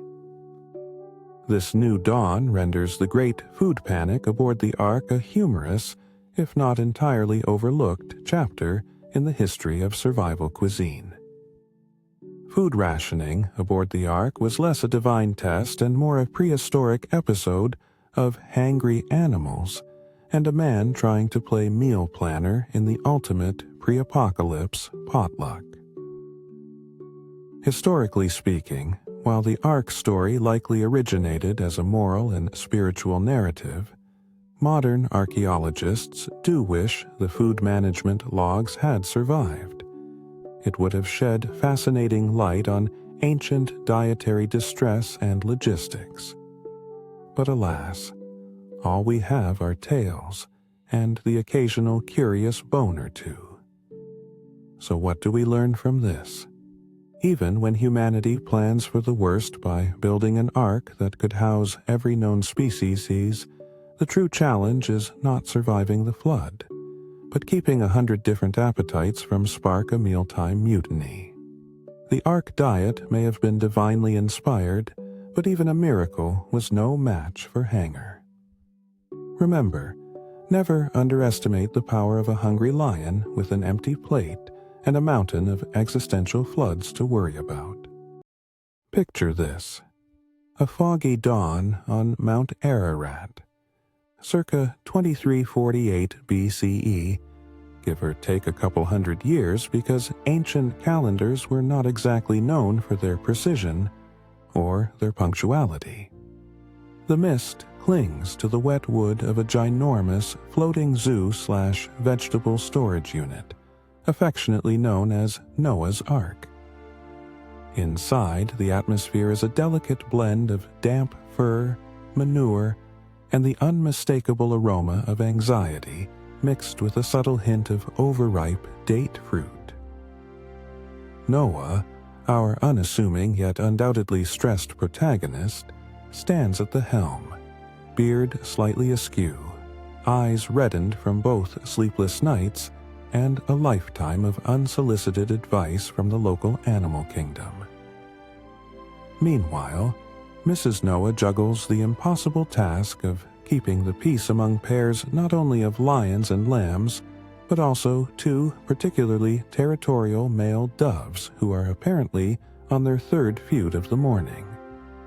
At the center of this beseeching storm is a humble loaf of bread. Yes, bread, a food item so ancient yet so dangerously fermenting in this claustrophobic wet wood tub that it might as well be the Ark's ticking time bomb. The lighting is dim, provided mostly by lanterns made of animal fat that flicker nervously, casting shadows bigger than the Ark itself, if one were to indulge in biblical exaggeration, which, of course, we do. The air is thick, not just with humidity, but with the buzzing, nervous energy of an ecosystem on the brink. The only occasional relief are the sporadic squawks, roars, and the nauseating coos reminiscent of a reality TV show gone very wrong. Now, let us delve into the tension that was the Ark's quarantine protocol circa Genesis time. With no supermarkets or deli counters in sight, every morsel was a gamble. Bread, the simple sustenance, now a magnet for paranoia. It wasn't mere sustenance anymore. It was the tribal symbol of survival and, intriguingly, infecting potential. The fermenting yeast was treated like an evil spirit, the rising dough a harbinger of doom, or, at the very least, mold. Noah implemented a rigorous, though wholly improvised, quarantine system. Each bread loaf was guarded by a particularly scowling raven, Noah's first unofficial food safety inspector. Before consumption, the bread had to survive the stare-down test. If the raven dared to touch it, it passed. If it pecked it, do not eat.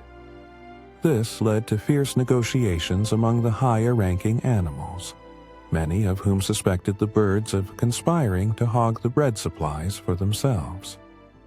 Mrs. Noah introduced a tradition not unlike modern-day food labeling, marking loaves with symbols resembling stars, squiggles, and unfortunate attempts at early hieroglyphs to codify freshness and edibility.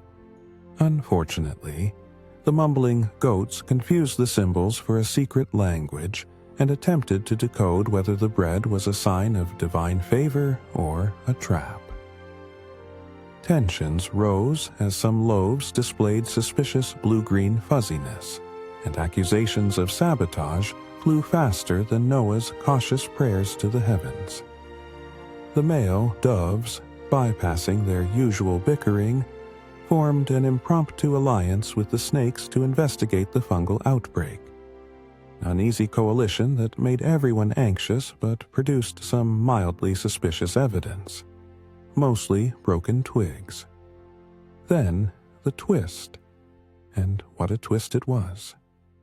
One fateful dawn, Noah discovered that the so-called mold was actually an early form of blue cheese, gifted unwittingly by an enterprising bat.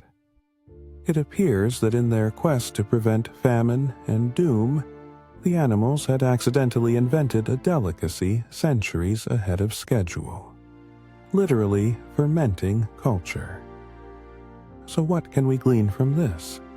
Even aboard a floating ark designed to save the world, food paranoia clings like a stubborn barnacle, and sometimes survival is less about divine intervention and more about accidentally inventing cheese.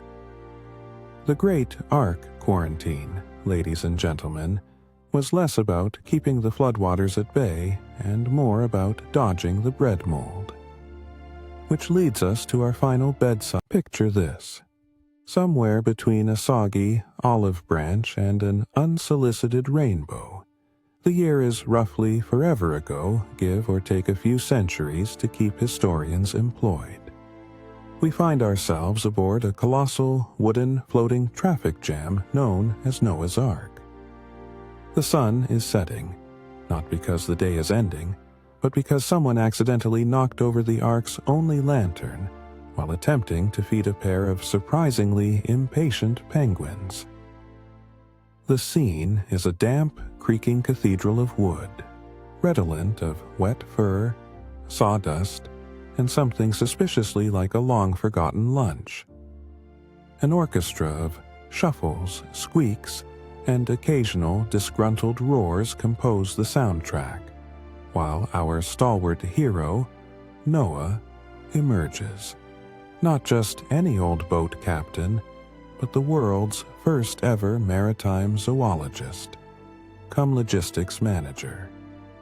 He is flanked by his sons, who have already sworn off carpentry forever, and a menagerie of creatures who apparently failed to RSVP and are now clutching their pears in mild panic. At the center of this floating menagerie madness is the Ark's cuisine conundrum, a towering stack of humble flatbreads, or, as Noah calls them bafflingly, the staff of life.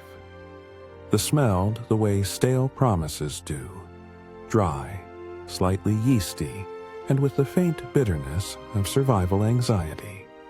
These flatbreads are supposed to sustain Noah and his crew for the duration of the flood. But much like the ark itself, these breads are far from perfect.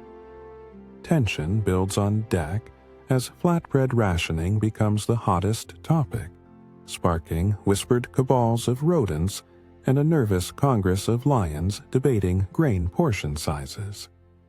After all, it takes one loaf to feed 2 goats, but 1 loaf plus 1 lion is a recipe for disaster, especially when lions harbor low tolerance for carb deprivation and high enthusiasm for theatrics. The flatbreads have acquired a reputation faster than a squirrel stealing a nut. Cursed by the flood, eaten only by those desperate enough or well-versed in swallowing disappointments. One day, the distraught parakeets break out into a panic ritual involving aggressive feathers flapping and what historians will later dub the Great Seed Toss of the Ark. This ceremony, meant to appease the grain gods of the wet and wooden, involves ritualistic throwing of crumbs overboard, an act not entirely loved by the amphibians who hate soggy breadcrumbs in their domain. Desperation turns to innovation when Noah, inspired after a particularly harrowing dream involving sentient loaves, announces the invention of a new culinary marvel: soaked flatbread stew.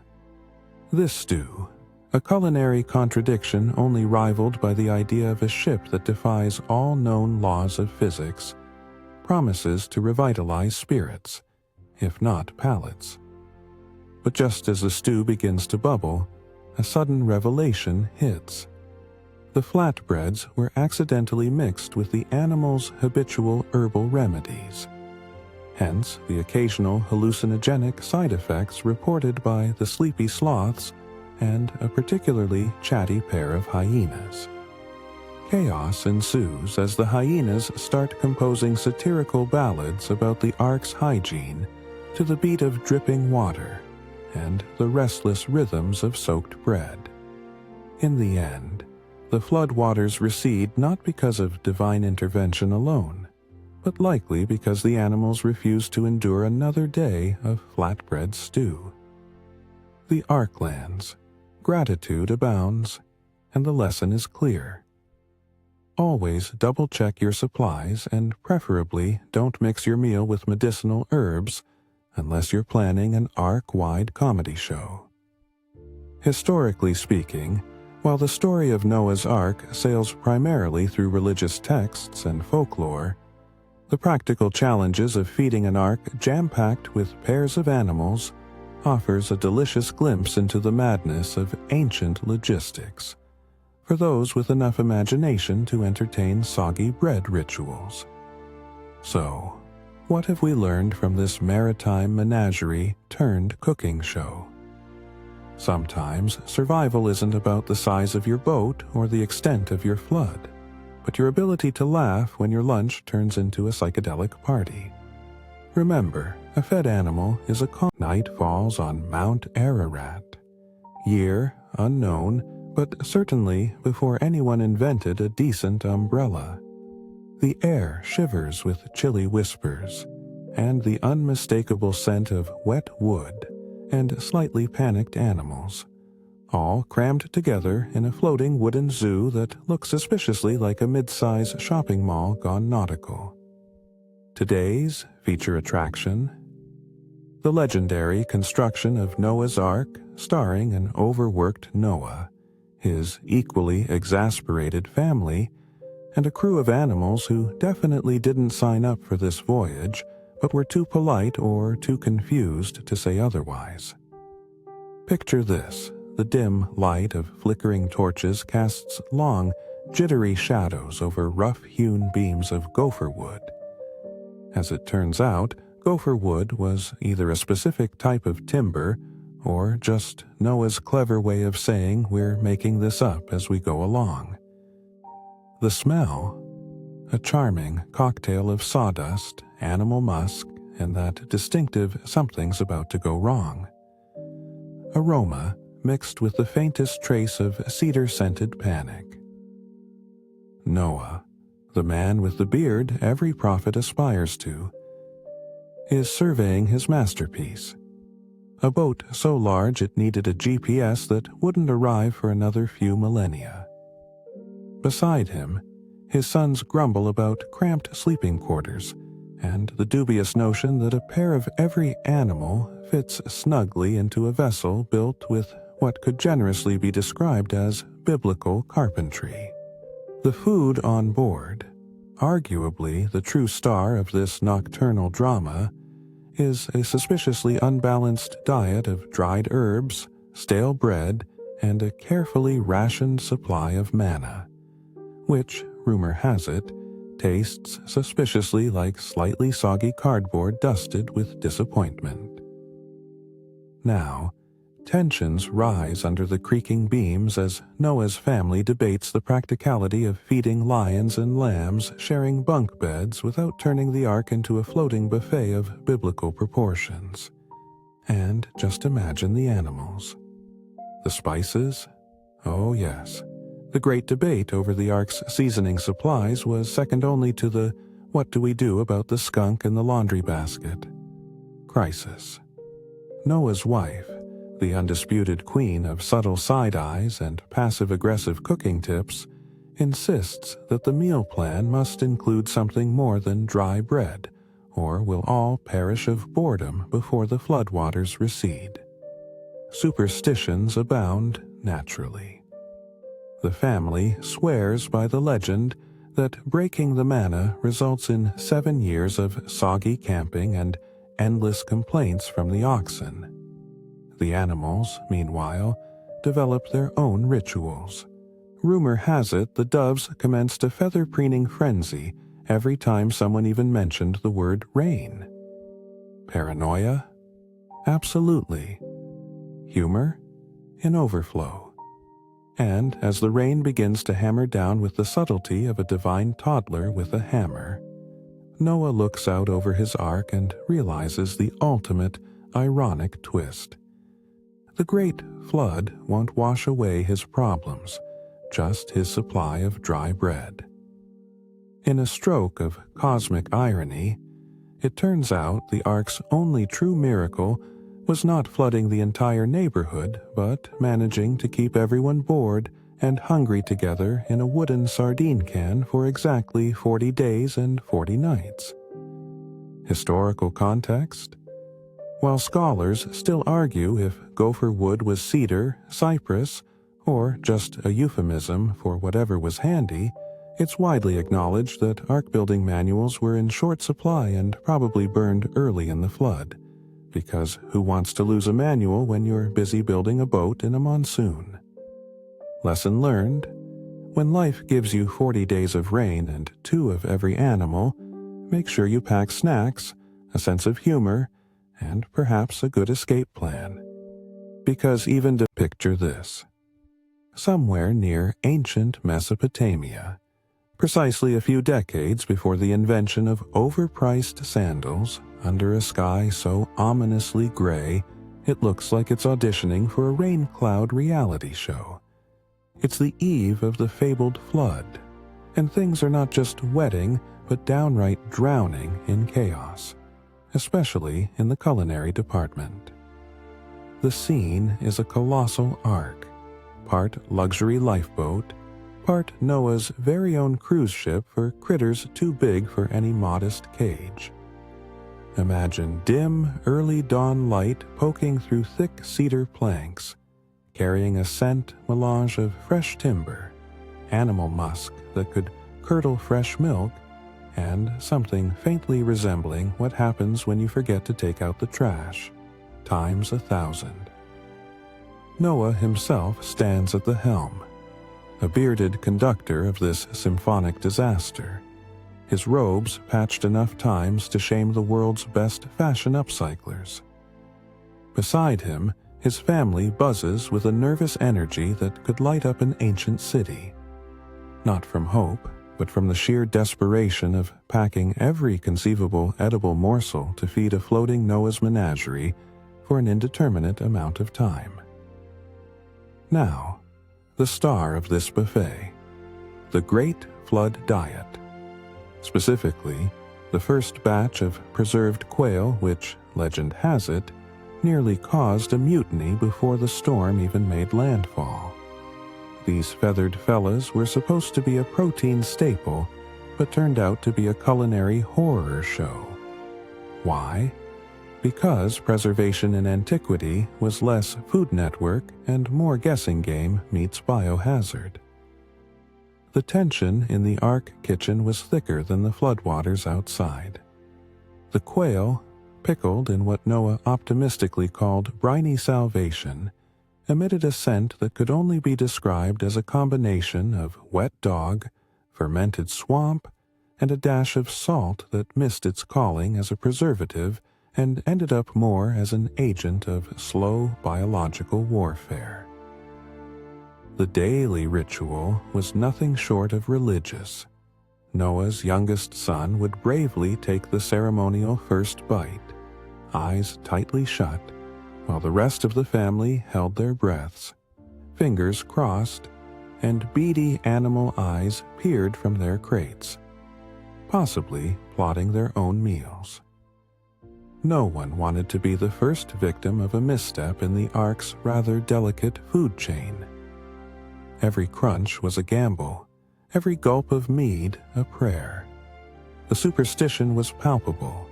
If you ate the quail and survived without an emergency swim, you were considered blessed, or at least not cursed, by whichever deity governed ancient indigestion. These daily food tests became a twisted kind of entertainment, with Noah's wife keeping meticulous records of who survived lunch each day, which animals had an ironic intolerance to their own species' meat, and how many days until the Ark's pantry became a legendary cautionary tale. Then came the twist. According to some fringe texts that historians pretend not to take seriously, the quail fiasco may have been the ancient world's very first documented example of food poisoning blamed on divine intervention or the lack thereof. Ironically, as the floodwaters rose, so did the Ark occupants' tolerance for questionable food, leading to a community bonded less by dry land and more by mutual digestive trauma.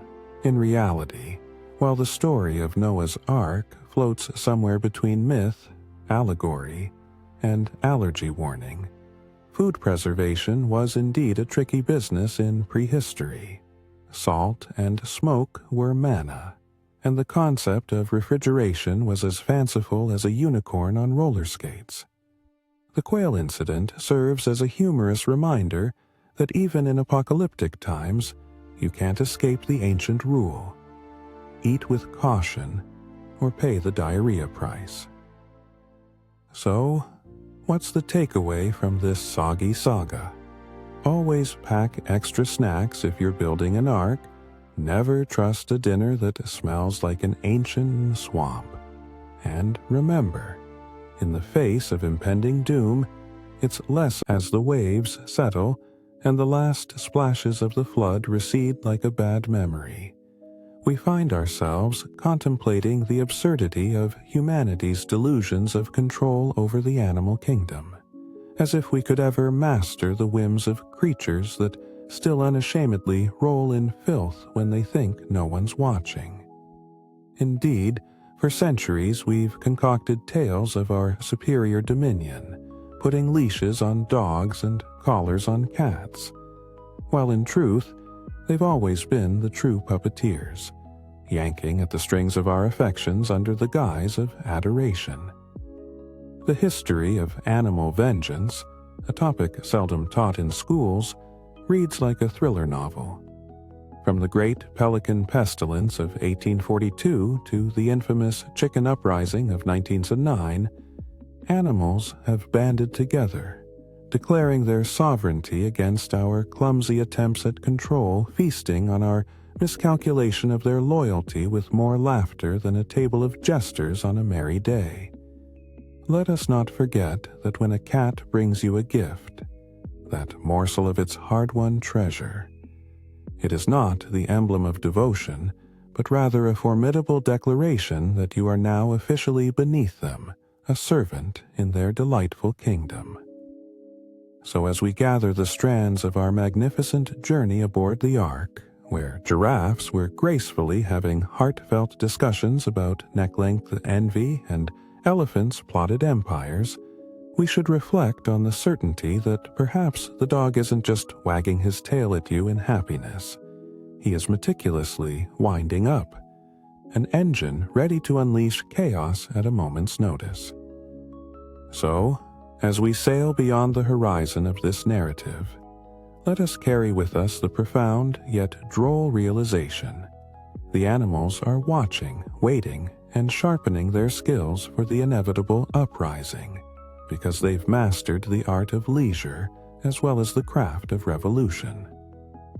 Assuredly, humanity might think it has the upper hand, but the truth is, every time we snap our fingers to summon the dog, it's less about our command and more about the careful orchestration of paw plotting. Remember, friends, in the grand theater of life, the real absurdity lies in our insistence that we hold the strings, while the animals chuckle with knowing eyes from wherever they perch, reminding us with every tail wag and steely glance that every serene tale has an unseen unrest. So long as the animal kingdom breathes, perhaps the only true lesson here is that in the end, the Ark is always afloat. But we are merely passengers in their ongoing saga.